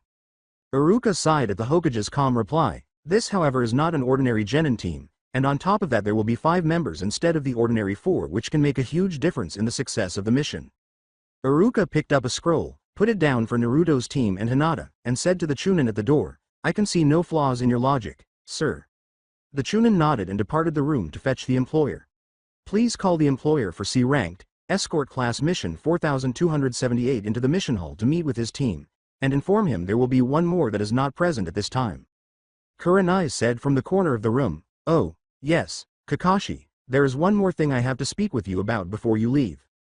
Kakashi said, "Yeah, what is it?" Kurenai forced the most threatening, naive smile anyone had ever seen in the room. "If I hear about you reading your pervy novels in front of Hinata on this trip, I will castrate you with a rubber kunai. Do I make myself clear?" Kakashi's only reaction was to gulp. Through the door, the Chunin declared, "I have the employer for mission 4278. The Hokage replied, "Bring him in." Hick. As he entered the room, a very dirty and inebriated man said, "I'm getting protected by a bunch of brats. The name's Tazuna, by the way, so don't forget it." Sasuke thought, "Oh, great, a drunk who is rude and smells like sake. Could this mission get any worse?" Before limping out of the room to get more alcohol, Tazuna said, "We will be leaving by noon tomorrow and it's a 3-day trip at my pace, so pack for the long haul." Well, this defiantly could have gone better. "First Hinata has to be on our team and then our client is a rude drunk," Naruto grumbled. Kurenai gave the death god a glare that would make him shit, and she cracked her knuckles, asking, "And what problem do you have with Hinata?" In order to avoid Kurenai's wrath, Naruto swiftly replied, nothing at all. She is the one with the problem with me. She is terrified of me. Why else would she turn all red, start stuttering, and faint whenever I'm around?" Everyone in the room gasped at the blonde's density at this remark. To be honest, if he is this stupid, it will take Hinata essentially raping him before he realizes how she feels about him, Kurenai reflected. Kurenai said as she left the room, "Okay, if you say so, I'm going to go find Hinata and give her the details of the mission. I'll see you guys later." In the Hyuga complex, a servant shouted over the Hyuga clan garden, "Hinata, your sensei is here with a mission for you." As she rose from behind a bushel of lavender flowers she was caring for, a very modest Hinata replied, "Thank you, I will be on my way." As Hinata opened the main gates to speak with Kurenai, she said, "Greetings sensei, what is it you need?" The heiress's expression made Kurenai smile broadly and reply, "You will be going on a C-ranked mission with Team 7, you will be leaving tomorrow at noon." Kurenai had to hold back a giggle. She uttered the startled words, "Bu. B. Bu. But, NN Naruto is on Team 7. She sighed. "Hinata, I'm going to let you in on something that I only found out not even an hour ago. Naruto believes you are scared of him because of how you act around him. He objected to you being on the team out of respect to this made-up fear. So on this mission I want you to suck it up and show him what all this nonsense is really about. Alright?" Kurenai stated with much compassion for her timid student. "Indeed, Kurenai. Sensei. I'm doomed, I'm going to faint before he says hi to me," Hinata said with a little more assurance than before. "I won't let you down." Around 10 o'clock the following day before Dazuna arrives for their departure, our favorite damaged protagonist is making his way to the Grand Village gates to meet with his sensei and their team to talk about the formation they will be forming around him. "Hey everyone. What a lovely day for a mission," Naruto exclaimed as he began to sprint in that direction. And to his great credit it was. The forest appeared to be teeming with mammals, birds, and reptiles. The temperature was in the 70s, the air smelled of burnt oak and maple trees. The area was experiencing a mild drought. Earlier that morning, some of the trees caught fire as a new Chunin practiced a new fire jutsu. Hinata responded faintly, H. Hello Naruto. Hey Hinata, how are you today? I hope you're okay with us embarking on this mission. Naruto. With a red flush, she stammered, I'm W. Wonderful, thank you for is. Asking. He noticed me, he's talking to me. Oh my god. Oh my god. Oh my god, don't faint whatever you do. Naruto was beginning to worry about Hinata's silence and was going to touch her and cause her to faint, but Kakashi saw that she was about to faint and saved her from embarrassment by clearing his throat and saying, "Well, now that we are all here we can start discussing the trip before our employer arrives." Sasuke and Sakura were still perspiring from the scene they had just witnessed, and all they could think about while he had Naruto and Hinata's undivided attention was, how can the dope be so dense? Alright, now what I propose is that Naruto takes point. Naruto gave his head a silent cheer. Sasuke and Sakura take the left and right flanks. Sakura exclaimed, I'm with Sasuke and Naruto is in front of me so he won't be looking at my ass the whole trip chhhha. When Sasuke didn't seem to mind. And lastly Hinata and I will take the flank. No, I told Kurenai Sensei that I would get closer to Naruto, but I'm too far away. Don't you think Naruto would make better use of my Byakugan up front, Kakashi? Sensei? Although she is aware that the rear guard greatly benefits from being able to see behind them while facing forward, she was hoping Kakashi would notice what she was doing and assist her. His response was, yes, you are probably correct on that assumption. Very well, you take point with Naruto. Fortunately, he did. Wait. Everyone stopped in their tracks, terrified that Naruto would protest being close to Hinata. Naruto questioned, what in the world is the Byakugan? Kakashi scratched the back of his head, Sakura and Sasuke face planted, and Hinata laughed at Naruto's antics. Really, you idiot, you made us think you were going to object to something, only to ask a boneheaded question like that, Sakura yelled at the blonde. After that, Kakashi went on to tell Naruto what it was, and then the definition of dojutsu. Akeke Genkai, then. What are chakra pathways, then? And Kakashi stopped responding to inquiries after that. Tazuna had walked into their line of sight by the time Kakashi began to refuse to answer any more questions. Hick. Tazuna, who was obviously intoxicated, asked loudly, are we ready to go? Yes, we are. Team, take formation and let's get going.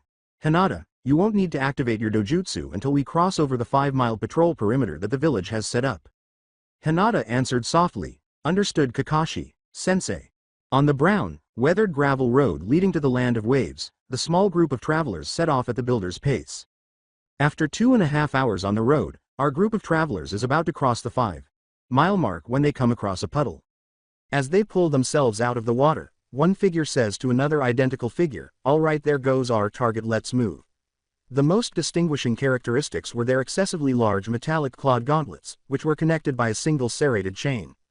The two figures immediately set to work, encircling Kakashi with the chain and tearing him to pieces. Naruto yelled, Kakashi. Sensei, before staring down the assailants. With his eyes flashing crimson, Naruto uttered, "You will pay for that." As Sasuke sprang into action, launching a shuriken and a kunai to trap the chain to a tree in an attempt to pin the brothers, Sakura and Hinata both froze in terror. However, the brothers broke the chain off of their gloves and proceeded to attack the genin.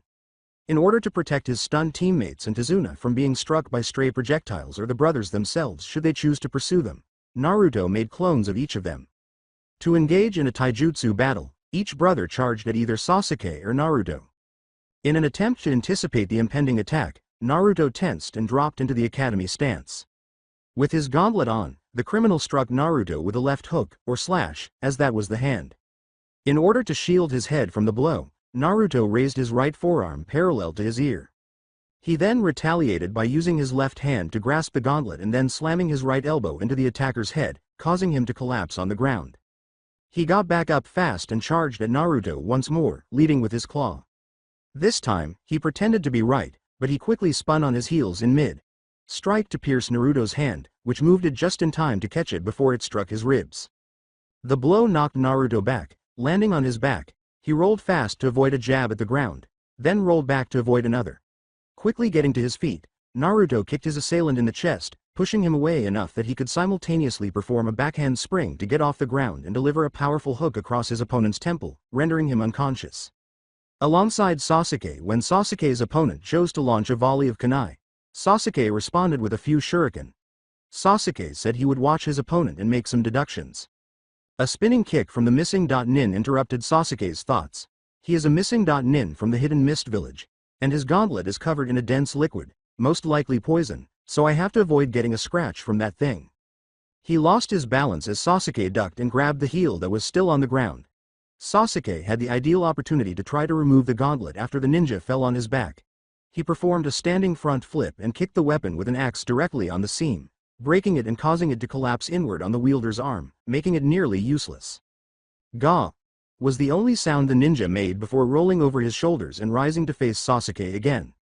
The missing nin decided to try to finish the mission instead of wasting time with the genin after witnessing his brother being rendered unconscious during their brief stare down. He charged Sasuke and pretended to attack, only to slip past the Uchiha and try to strike Tazuna with a kunai. He screamed and struck flesh. "Naruto!" Hinata exclaimed as she emerged from her state of shock to witness the boy she loves being stabbed in the heart. The shocked missing nin was then uppercut by another Naruto as he ran forth after a poof. Sasuke swiftly ensnared the flying ninja to a tree with ninja wire after approaching from behind. As he leapt down from a nearby tree, Kakashi remarked nonchalantly, "Not bad, Naruto. Sasuke, I'm impressed your training has paid off." After stopping to examine the genin Sasuke's mental state, he informed Naruto about the toxins in the gauntlets. Naruto then used a kunai to cut open his hand and flush it all out before wrapping it up.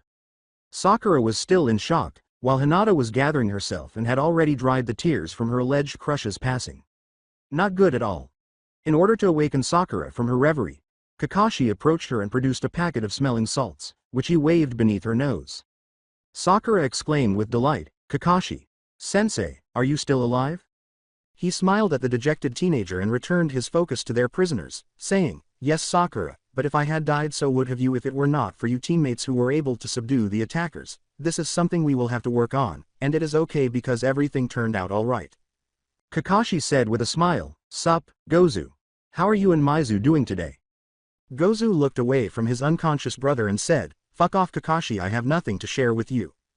Kakashi changed his tone and said, "No, but I bet you will sing like a canary once Ibiki gets his hands on you." Instead of spending an hour with Ibiki, Gozu chose to simply give Kakashi his answers, saying, "Shit. Fine, what do you want to know? Who was your target, who are you working for, and where is my old pal Zabuza?" Kakashi grinned. Gozu stated, obviously unafraid to backstab his boss but not his mentor, "The bridge builder is our target, we were employed by Gato, and I can't tell you." Kakashi, obviously unhappy with the result, said, "Stay put for me, I have to go have a little chat with my employer." Hinata questioned, "Kakashi, Sensei, who are those two?" "They are the demon brothers, Gozu and Maizu. They were once Zabuza's students until they attempted a coup d'etat against the Mizukage. Zabuza and these two now work together and are ninja for hire.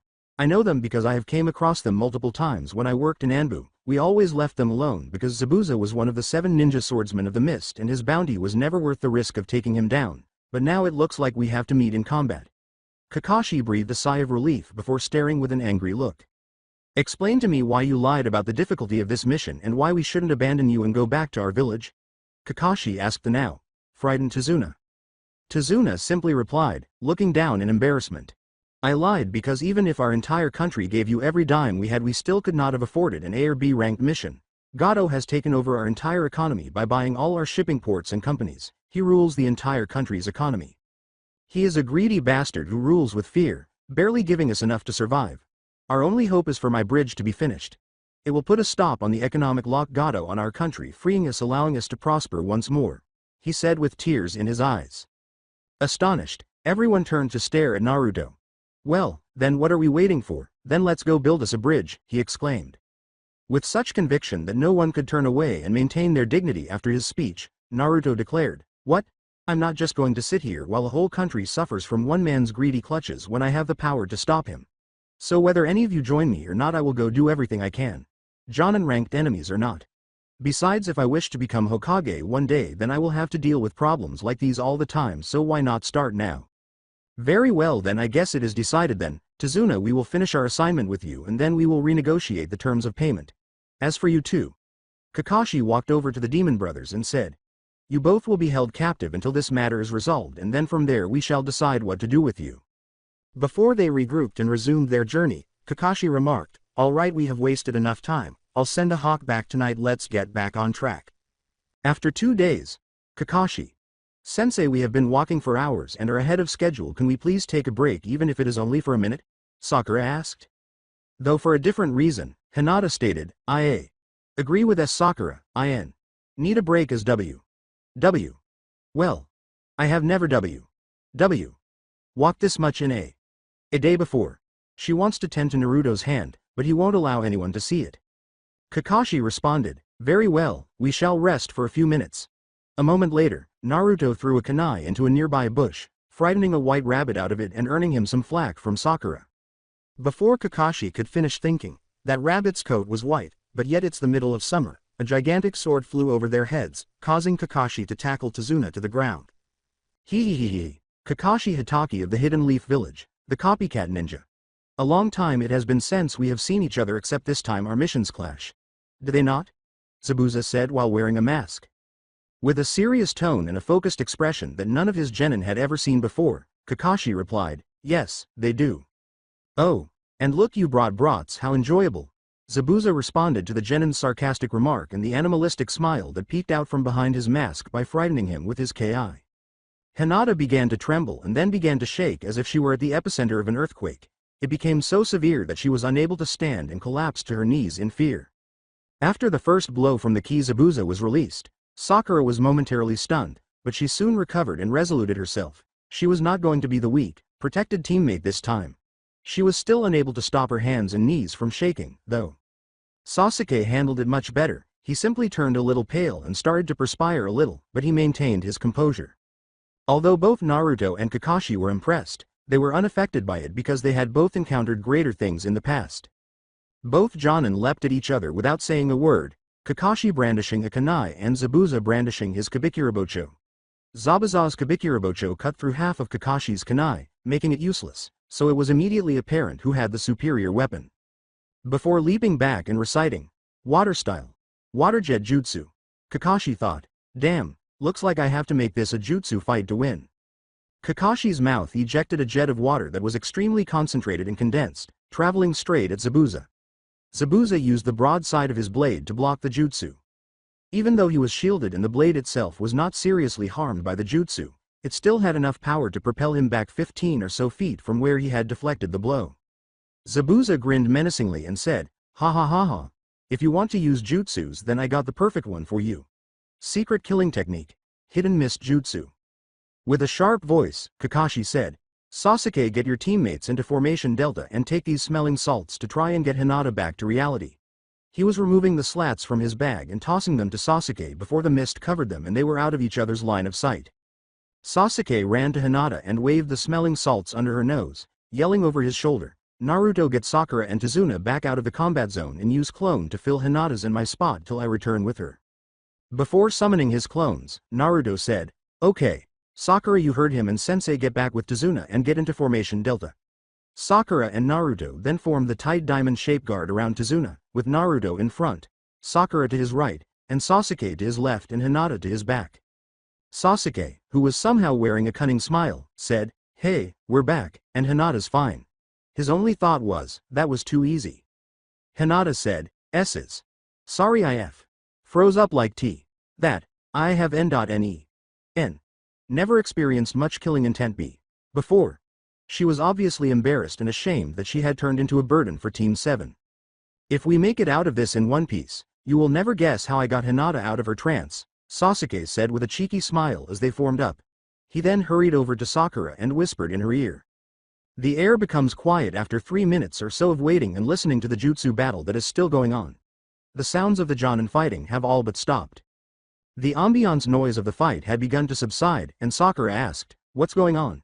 As the mist began to clear and the sounds of the nearby streams running water and the breathing genin grew louder. Zabuza appeared directly in front of the genin, not even 20 feet away, and held Kakashi in a perfect sphere of sapphire blue water, saying, "Hee hee hee. Ha. Ha ha. Ha. Even the great copy ninja cannot defeat me." Sasuke growled and said, "That's the water prison jutsu, we have to help Kakashi or else he will drown." Zabuza uttered the words, "Water clone jutsu," as 8 clones emerged from the riverbed and began to infiltrate the genin. As he broke formation and charged one of the clones, Naruto yelled, "Ah!" He then made 4 of his own clones and surrounded the water clone, attacking in unison as the Narutos all lunged to stab it in the heart. "He can't defend against all my clones at once," Naruto thought, but Zabuza's clone used a whirlwind slash to cut Naruto across the chest and scatter all of Naruto's clones. Zabuza picked up Naruto's headband and squeezed it until it was compressed and distorted. "Ha ha ha ha. Have you even killed child? No? Then what does that make you? A fake? You're not even a real ninja. Real ninja are in the bingo book. Real ninja fulfill their orders without question. Real ninja are nothing but tools. You're not a real ninja, just a child playing pretend." When Zabuza heard laughter, he looked up and said, He he he. Ha ha ha ha ha. You are mistaken. Ninjas are sentient beings with feelings and thoughts, not merely tools. Ninjas are supposed to protect their village, not just obey orders mindlessly. So put this in your goddamn bingo book. My name is Naruto Uzumaki, and I will become the Hokage of the Hidden Leaf. As Naruto was wrapping up his speech, he managed to get to his feet, gather his thoughts, and look the clone in the eye. Then, with unwavering resolve, he charged at a speed that he had never attained before. To the surprise of the clone, he not only stood but also began to move faster than before. Naruto took advantage of its split second shock and delivered a powerful uppercut that dispersed it. Zabuza grinned broadly and said, "I really like this kid, he's got guts." As he finished using hand signs to communicate his plan to his teammates about a minute and a half before the last cone had dispelled, Naruto squatted down, never taking his eyes off his enemies, tied the now crushed headband to his arm, and then made 30 clones to divert Zabuza's clones. The clones lasted longer than Naruto had needed. "Do you have anything else?" The real Zabuza made fun of it. Then Naruto started the plan, charging directly at Zabuza, only to be thrown back after being intercepted by his last surviving clone. On the way back, he threw a transformed clone that resembled a Fuma shuriken to Sasuke, who threw his own, and then Naruto's clone won in the shadow of his. Zabuza's clone attempted to stop the shuriken, but Hinata was quicker and destroyed the clone before it could stop the shuriken. Sakura, Hinata, and Sasuke all threw kunai at Zabuza's front to divert his attention, while Naruto's clone dispersed his transformation and threw free kunai at the back of Zabuza's body before it vanished itself. Zabuza had no choice but to release Kakashi in order to avoid all of the projectiles. Zabuza laughed and caught the first Fuma shuriken, then leapt over the second, never releasing the hold on Kakashi's water prison. Water style. Great water vortex jutsu. Kakashi wasted no time in attempting to put an end to the conflict. With the intention of killing Zabuza, Kakashi threw a kunai at his neck, but it was deflected and 2 senbon needles protruded from his neck. After observing the hunter.nin and checking Zabuza's pulse, Kakashi nodded and let him carry Zabuza away without saying anything. "Kakashi, wait. You have the Sharingan, but why?" Just now, Sasuke noticed his sensei's eye and asked in a startled and irritated tone. Kakashi lowered himself to one knee and pulled his headband down over his Sharingan eye, saying, "That is for another time, but we need to hurry and get to the boat and get to the land of waves before I pass out from chakra exhaustion as I had overused the Sharingan." Then he noticed that only 5 of them were there. Where is Naruto? We don't know, he never came back after getting knocked back by Zabuza, Sakura responded. As she stared off into the distance with her Byakugan activated, Hinata exclaimed, "Oh no, I found Naruto, but he is in awful shape." She immediately took off to get a better look, with Sasuke and Kakashi following closely behind. "This is bad, his heart is racing, and the poison from our battle with the demon brothers is still in his blood, but how?" As Sasuke and Hinata assisted me in removing his shirt so I could examine it for any infected wounds, they all noticed a tiny gash on his side between his second and third ribs. The surrounding skin was swollen, yellowish, green, and pus was oozing out of it at a startling rate. As Sakura entered the clearing and gasped at her teammate's infected wound, both students left to get the necessary supplies. "Hinata, give him a basic antibiotic from my medic kit. Sasuke, grab a lot of gauze pads and a blood pill from the field kit. This will be excruciatingly painful for Naruto." Naruto. Given how bad the infection and poison have gotten, you should have died last night. How did you continue to fight? Is that the Kaibi? When Hinata and Sasuke returned to the clearing, Kakashi snapped out of his reverie. Is it keeping you from dying until we can completely purge your system of the toxins? Sasuke nodded and began pushing the pus out of the wound. It didn't take long because there was a pop, almost like a zit, and at least a half-gallon of pus and blood burst through the wound and began to almost pour out. "Okay, Sasuke, I need you to take the gauze pads and push as much pus out as you can. We need to relieve as much pressure from the skin as we can so I can stitch it up with ninja wire, and don't worry about the blood loss, that is why we have the blood pill." After that, Kakashi signaled Hinata to give him the medications, but he refused to take them. Sakura approached Hinata and demonstrated how to use water to massage his throat in order to help him swallow the pills. "Here, let me help with that," she said. As he took out a needle and wrapped the ninja wire around the end, Kakashi remarked, "All right, now we just have to stitch him up." He got to work suturing Naruto's wound until it was completely sealed. Kakashi asked Sasuke to hold Naruto until he woke up, and he looked relieved. They then set out to find the ferryman who would take them across the ocean to the land of waves. "Tsunami, I'm home," exclaimed Tazuna as he unlocked his house. It was early in the morning because the passengers had not found the ferryman until 11 the night before. The boat ride across the wide sea strait that divided the land of fire from the land of waves lasted 6 hours. After choosing a discreet spot to dock and disembark from the boat, it took 3 more minutes to get to Tazuna's house.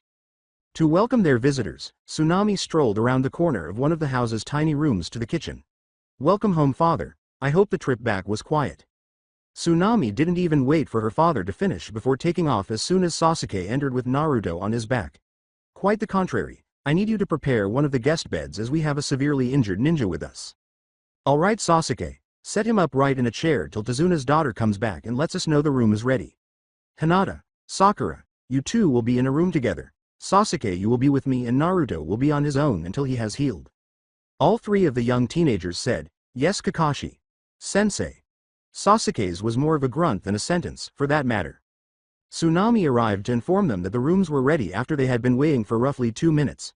"Mister, you will get the first room, the second is where the 2 boys will be, and the last is for the girls," Tsunami replied.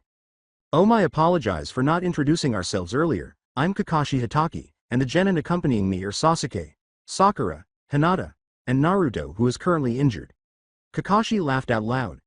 Tsunami bowed before heading out to take care of other things. Everyone nodded in agreement before heading to their individual rooms. "Sasuke, put Naruto in my room for the time being. You and I will share in the next one over. Once everyone has put their things in their rooms, go to Naruto's room. We have many things to discuss." They all silently decided to go in at once, so they did, but when they entered, they were taken aback by what they saw. Kakashi was trying to clean up Naruto's wound while his shirt and jacket were dangling over the footboard of the bed. The skin around the stitches was covered in scabs and dry, hardened yellow pus, but you were no longer very swollen. With a kunai, Kakashi carefully tried to remove the dry excretions from the wounds, but he was largely unsuccessful. And to the unconscious Naruto's dismay, he moved slightly in agony. Tsunami came in carrying a bowl of warm water and a fresh cloth, saying, "It will be easier if you attempt to remoisten the dried pus and blood, it should then just wipe off." She then gestured for Kakashi to come closer so she could assist. She quickly placed the bowl on the floor next to her, dipped the rag in the water, and just barely wrung it out, leaving a good amount of water inside. The rag was then gently applied to the wound, and Naruto took a deep, painful breath before settling back down. Tsunami got up and made her way to the door. She gave Kakashi a menacing glance before leaving and shutting the door to the tiny room behind her. Let that rag sit for about 5 minutes, then it should wipe clean off. Also please be careful and don't let your sensei clean his wound again. When his two female students exchanged glances with Kakashi, he was still drenched in sweat. He only had, "Sup," to say. Sakura was the first to speak after both girls simply rolled their eyes and sat down. "Okay sensei, what is the important thing you have to tell us?" "First, Zabuza is still alive." "What?" exclaimed all three of the genin at once, and they began to move. Sasuke went to the window. Sakura began to tremble, whether out of fear or anger, and Hinata began to fiddle with her fingers. "Yes. I was a fool hunter. Nin always dispose of the body on the spot instead of carrying them off, otherwise they risk letting potential village secrets out. Also the ninja used Senbon to hit the target in the neck. If he truly wanted to kill Zabuza, then he would have gone for the temple or a cervical vertebra from the side of his neck instead of the nerves around his carotid artery. Thus instead of killing him it momentarily stopped his pulse and put him in a temporary catatonic state." Kakashi said this out loud to the genin likewise.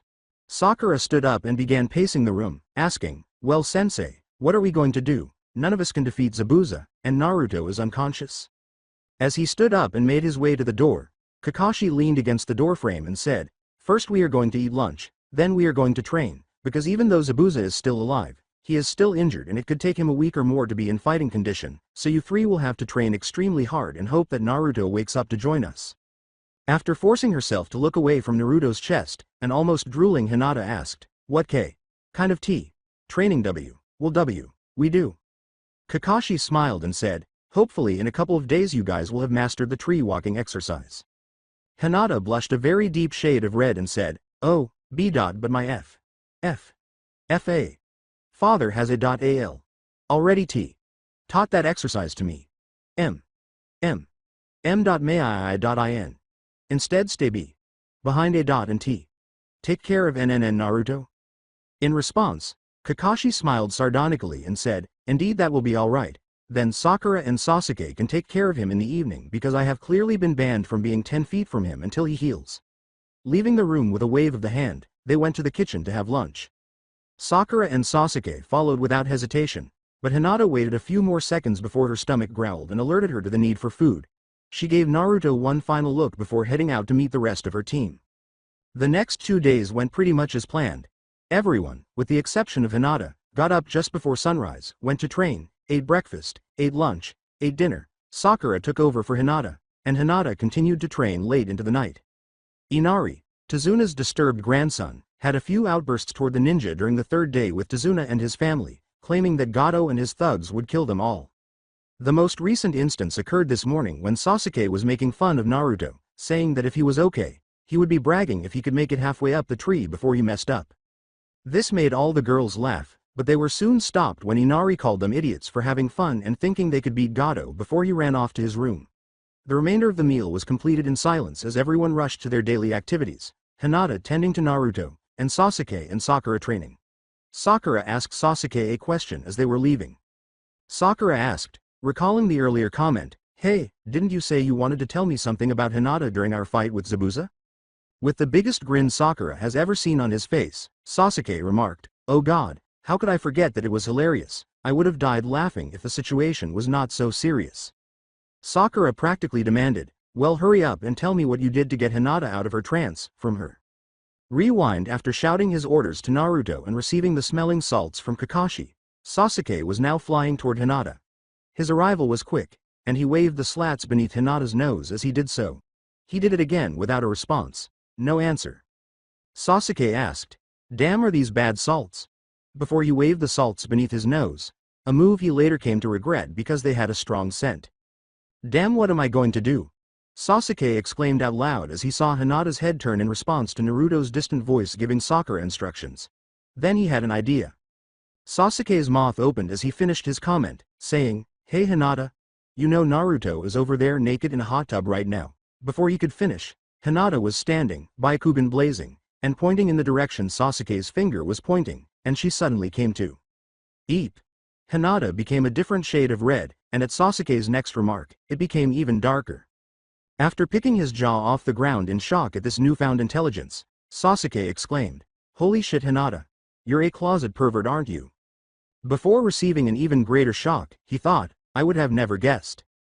Hinata had a cute angry expression on her face, but her tone and threat were all too real. "I swear, Sasuke Uchiha, if you tell anyone of this event, you will be the last of your kind regardless of how many fangirls you got me." "Yes, ma'am," Sasuke replied. He then quickly turned and walked toward his team's formation, with Hinata, who had calmed down, following closely behind. "Damn, she's scary. I feel bad for the next fucker to piss her off," was Sasuke's only thought en route to Naruto. End of flashback. "You're kidding, right?" Sakura asked, utterly amused. "Is it possible for me to make this up?" Before being shocked when Kakashi appeared directly behind them holding the notorious orange book, Sasuke asked with a broad smile. "Oh, I believe it all right. Her father is a renowned closet pervert among the higher-class jonin in the village. In fact, this is his book I'm borrowing because I have yet to have time to get a new copy thanks to your little schemes." Kakashi let out a small sigh at that final observation. "Stop gawking at me and get back to practicing. Honestly, if you want to know about all the closet perverts in town, ask me another time," Kakashi said, rolling his eye and leaping back up into a tree to get comfortable for his extended reading period. When he looked up, he noticed that Sakura and Sasuke were staring at him as if he had just told them that they shit out rainbows in their sleep or something. In the room of Naruto, Hinata had just finished cleaning Naruto's wound when she sneezed and said, "Triple A. Shoo, someone must be talking about me." She then turned to face Naruto, who was clearly in a lot of pain even though he was unconscious. Hinata thought sorrowfully, "I wish it was you who was talking about me. I wish it was you talking about how much you care for me," before returning the rag she had been using to clean Naruto's wound to the bucket of now cold water. Hinata's inner monologue was cut short when a sudden stream of brownish liquid pus emerged between the stitches. "He is healing very slowly, even for a normal person. By now it should have scabbed over and the infection killed off by the antibiotics I have been giving him. I swear if Sakura has been forgetting, Yuig. Wait," is what she said.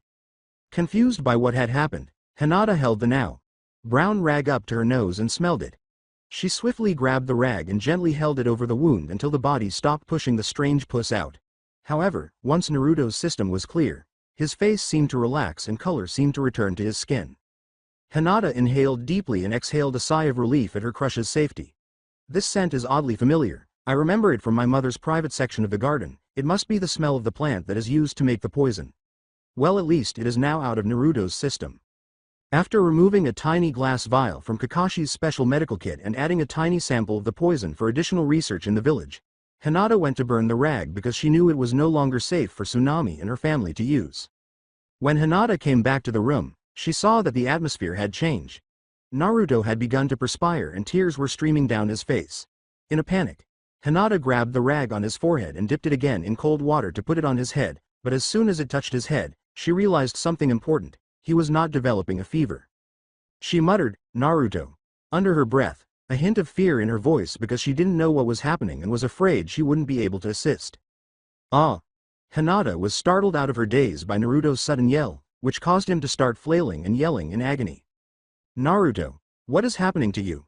Hinata thought in agony as she was unable to help her crush. She then sat down and tried to think of who she could turn to for help. Tsunami and Inari were out shopping, Tazuna was building the bridge, and the rest were out training. Hinata tried calling out to him in an attempt to bring him back to reality, but she was met with more cries of pain. With no other choice, Hinata activated the Byakugan and examined his chakra system to try to determine the issue. However, he saw a flash of red chakra emerge, rush in the direction of his wound, and then quickly retract. "What happened?" Hinata asked, perplexed by the recent events. As Naruto stopped tossing and turning, his wound healed instantly, and he was covered in tears and sweat.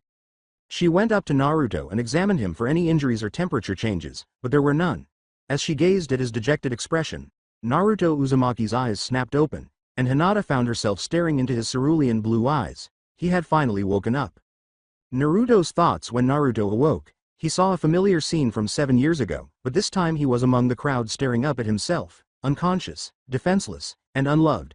He began to cry until his body moved forward and snatched a pitchfork from a random villager, at which point he became frightened. "No," as his body continued to advance and his pitchfork wielding hand raised to strike, Naruto swore in desperation, "I want to walk away. I don't want to hurt myself. I'm innocent, I swear." N-N-N-N-N-N-O. Naruto held himself back with all of his strength, broke the pitchfork in two, and fled into the woods as quickly as he could, closing his eyes and hoping that he would never see that scene again. He ran, and ran without stopping. He ran until he heard the sound of water splashing under his feet. Naruto stopped and opened his eyes to look around and see where he was. He was in a sewer. The halls were tall and worn with age. The once bright red paint that covered these walls have long since dulled and rusted away. How curious Naruto was, as his body just seemed to know where he was to go, and so he let it lead on. He turned little seemingly to follow the main path to what he hopes to be salvation, to where he finds some answers. He walked for what seemed to be hours until he reached a door untouched by time's rotting hands. The single door was only about 8 feet high and 5 feet wide, with an intricate inlay of what looked like gold, copper, ruby, and amethyst detailing a great fox with 9 tails, sitting upright like it was guarding the entrance. The door was made up of a dark maple wood, and the throne the fox was sitting on was a light birch. The fox itself was entirely copper outlined in gold, with the teeth and claws being made of the gold as well. Its eyes were flawless rubies and the tip of each tail had an amethyst in it. Except one. Upon further inspection he noticed that the door bore no handle, implying the missing piece was possibly the key to the door. Not one to waste time, Naruto summoned 20 shadow clones to scour the sewer's other rooms for the missing tail tip. After waiting for roughly 10 minutes, a clone returned with the missing piece, giving it to Naruto and allowing the other clones to dispel it, all of which gave Naruto their memories. Thinking this was interesting, Naruto decided to ask Kakashi-sensei about it later. Naruto took the gem and placed it in the appropriate spot in the door, and it popped out right before the door began to open and close behind him as he entered the grand room, which had a large red cage in the middle, a single piece of paper with the kanji for seal written on it. Naruto approached the cage cautiously, paying attention to every detail he could learn about the mysterious contents behind it, but he stopped when he felt a great warm breeze coming from the cage. For some strange reason, Naruto felt comforted by the breeze, and his guard dropped slightly until he looked up from the bottom of the cage and saw menacing red-orange eyes staring down upon him. The eyes had the look of someone hardened by death and despair, the same look the villagers would give him when he walked the streets, a look of pure hatred, but as they softened as a great fox's head became visible. The fox's voice was deep and menacing, but it also had a familiar quality and didn't sound malicious. "Hello kid, I was not expecting you for some time." Naruto's face brightened in surprise as he thought, wait, I recognize this voice. Why? You were the one to assist me during my test with Kakashi-sensei. The fox responded with a wild laugh, which made Naruto return to his guard. Yes, I am young one. Let me introduce myself. I am the Great Nine-tailed beast Kaibi and the embodiment of hatred. But how? Wait. You were meant to be contained within me, but where are we now? As Naruto looked around the great room and evaluated the fox behind the cage, he asked aloud, why am I here? After a few moments of staring at Naruto, the Kaibi said, we are in your mindscape.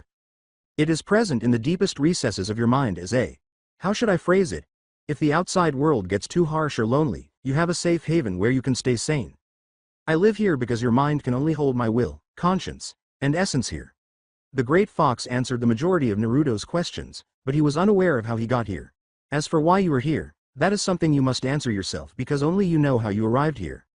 I came through a decorative door after finding myself in this sewer-looking place. I just sort of followed my body cause it seemed to have led me to the door and then I had to search for the key and I unlocked the door. Now here I am.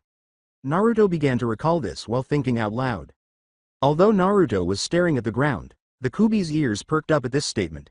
Tell me, Naruto Uzumaki, how did you find yourself in this domain in particular, this place you call a sewer?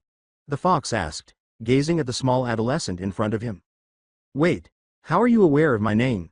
Naruto asked in shock, utterly ignoring the question posed to him and failing to introduce himself. Because your mindscape is where I live. The only things I am unable to see are the ideas and fantasies of the other parts of your mind. That's how I know your name, Kaibi said, thinking that was a fair question. However, when he saw Naruto's stunned expression, he sighed because he would now have to ask the same question again. Now that you are aware of that, could you explain to me how you ended up in this specific field? Naruto snapped out of his daze and began to answer right away. Naruto replied, his eyes once more turning to the ground as though embarrassed by his nightmare. I was running away from a bad dream. I closed my eyes and ran for what felt like several hours and ran. That was until I heard the sound of splashing water under my feet. Even though he was the object of hatred, The fox looked at Naruto with sympathy and said, "Kid, look at me." Naruto was a little surprised by the new name the fox had given him. He was by no means a genius, but he knew that a kid was the name for a baby fox, Naruto, and he felt that the fox was attempting to find some sort of meaningful significance in the name change. "I realize that you came here voluntarily, but this is not a typical situation. Most of your willpower is being used to help me combat the poison in your body, and the remainder is with me here. Because your willpower is currently too weak, every negative emotion in your body is trying to override it. To put it another way, I will protect you until you wake up because you are losing your sanity and whatever is left guided your conscience to me." The newly renamed demon told Naruto, "I am Kuruma, and it is only fair if you know my name as well." "Hold on, why is it taking me so long to heal? I usually have your regenerative ability and heal in a flash. Why is this time so different?" Naruto inquired, perplexed by the whole circumstance. "The reason it is taking so long is because I can only give you so much chakra to heal with," Kuruma explained, taking a deep breath to get ready for the lengthy explanation. "The poison in your body is very strong, and the regenerative abilities you have are coherent with the amount of chakra I can give your body to regenerate with. Because there isn't enough chakra, your will to live took over and is keeping you alive because the meager amounts of chakra I can give you are barely enough to neutralize the poison or even get rid of it from your body. This is also the reason you are always in excruciating physical pain. So much pain, in fact, that it is keeping your conscience in a comatose state. Though I thought you would have noticed." Kuruma took a moment to give Naruto time to process what he had said, explained it further, and interrupted Naruto's response when he realized what the previous remark had implied. "There is a way for me to heal you quickly, but it is very expensive, and you are not supposed to pay this price until you are at least 18. We are 5 years too young to even be talking about this, but since you have already lived your life with this debt, I do not see the harm in you learning the truth or choosing your path." Kuruma paused his speech and looked at Naruto, telling him not to ask any questions yet. Then, using streams of chakra, Kuruma opened the scroll in front of him, rotated it so that Naruto could see it, and beckoned for him to come get it. Naruto approached the fox cautiously and slowly, until he realized what the scroll was about. A contract between the 4th Hokage and the Kaibi. "What the fuck is this?" Naruto stammered out in surprise and astonishment. Kuruma was interrupted before he could complete his explanation, saying, "What you are holding, kid, is a document called a contract." "Please," without the sarcasm, Naruto interrupted, obviously irritated. "Ha ha ha. That document, which was given to your village's 4th Hokage as a reward for beating me in combat, is a contract between us. His final request before passing away was to seal me inside of you, promising that I would not affect your feelings and that I would support you through all of life's obstacles. Being one of the few people who understood the reasons behind the Buji's characteristics and our darkest secret, I held him in high regard as a human being. I am the embodiment of hatred and spite because our chakras are connected to a fundamental emotion. You cannot hate at all because of this contract, which prevents you from harboring hatred toward other people. As you can see, the contract prohibits me from influencing your emotions, but the disadvantage is that there is only so much chakra that I can give you without you suffering from that influence," Kuruma said, pausing to wait for Naruto to show that he understood what was being presented to him. Naruto simply stared at the contract as if it were a ghost, unresponsive, pale, wide-eyed, and shocked. "Kit." Kuruma started to explain, but Naruto interrupted, saying, I think I understand what it is saying. It means that if I sign this, I will be able to use your chakra without worrying about being overcome by hate, and you will be free from breaking your vow with the 4th Hokage. However, in order to do this, I must rid my body of all hate. Otherwise, it will manifest inside of me until it consumes me. Right?" Without taking his eyes off the paper he was holding until the very end, Naruto asked. Kuruma simply responded with a sigh. "That's right, I've been suppressing your hatred your entire life up until now. If I hadn't, you would have gone crazy with hate from the simple exposure to my chakra. You have the freedom to choose whether or not to feel hate from now on. You won't experience hate of your own free will instead of mine if you sign that contract, but if you don't, I'm under no obligation to stop suppressing your hatred." After finishing, Kuruma simply gave Naruto a lethal glare that made Naruto shudder. "Now you must choose your path with a trail of blood that fastens to your name or one free of solace. I, Naruto Uzumaki, require the strength to protect Konohagakure and all who live within its walls regardless of how they may feel about me or treat me. I will choose a life free of hate before I ever even consider a life filled with one," Naruto stated to Kuruma before he was given the document. "I have personally witnessed the harm that hate inflicts on those who allow it to control them." Before biting his thumb and writing his name in his own blood on the contract, Naruto declared, "I'm signing the damn contract." He then closed it and threw it back to Kuruma. Before enveloping Naruto in his chakra, Kuruma said, "Very well, kid. This next part is going to hurt and last about 6 hours. Thou in the real world it will last only a few seconds. Enjoy." Naruto fell to his knees and began to gasp in agony for what seemed like 6 hours in his mindscape before finally passing out from the excruciating pain. After a few minutes, Naruto finally regained consciousness, feeling as though a burdensome weight had finally been lifted. Naruto concluded as he uttered the words, but in a good way. "I almost felt like when you get that first breath of fresh air after being stuck in a stuffy room for days on end. It's nice." That's it for today. I hope you guys enjoyed this great story. See you in the next one.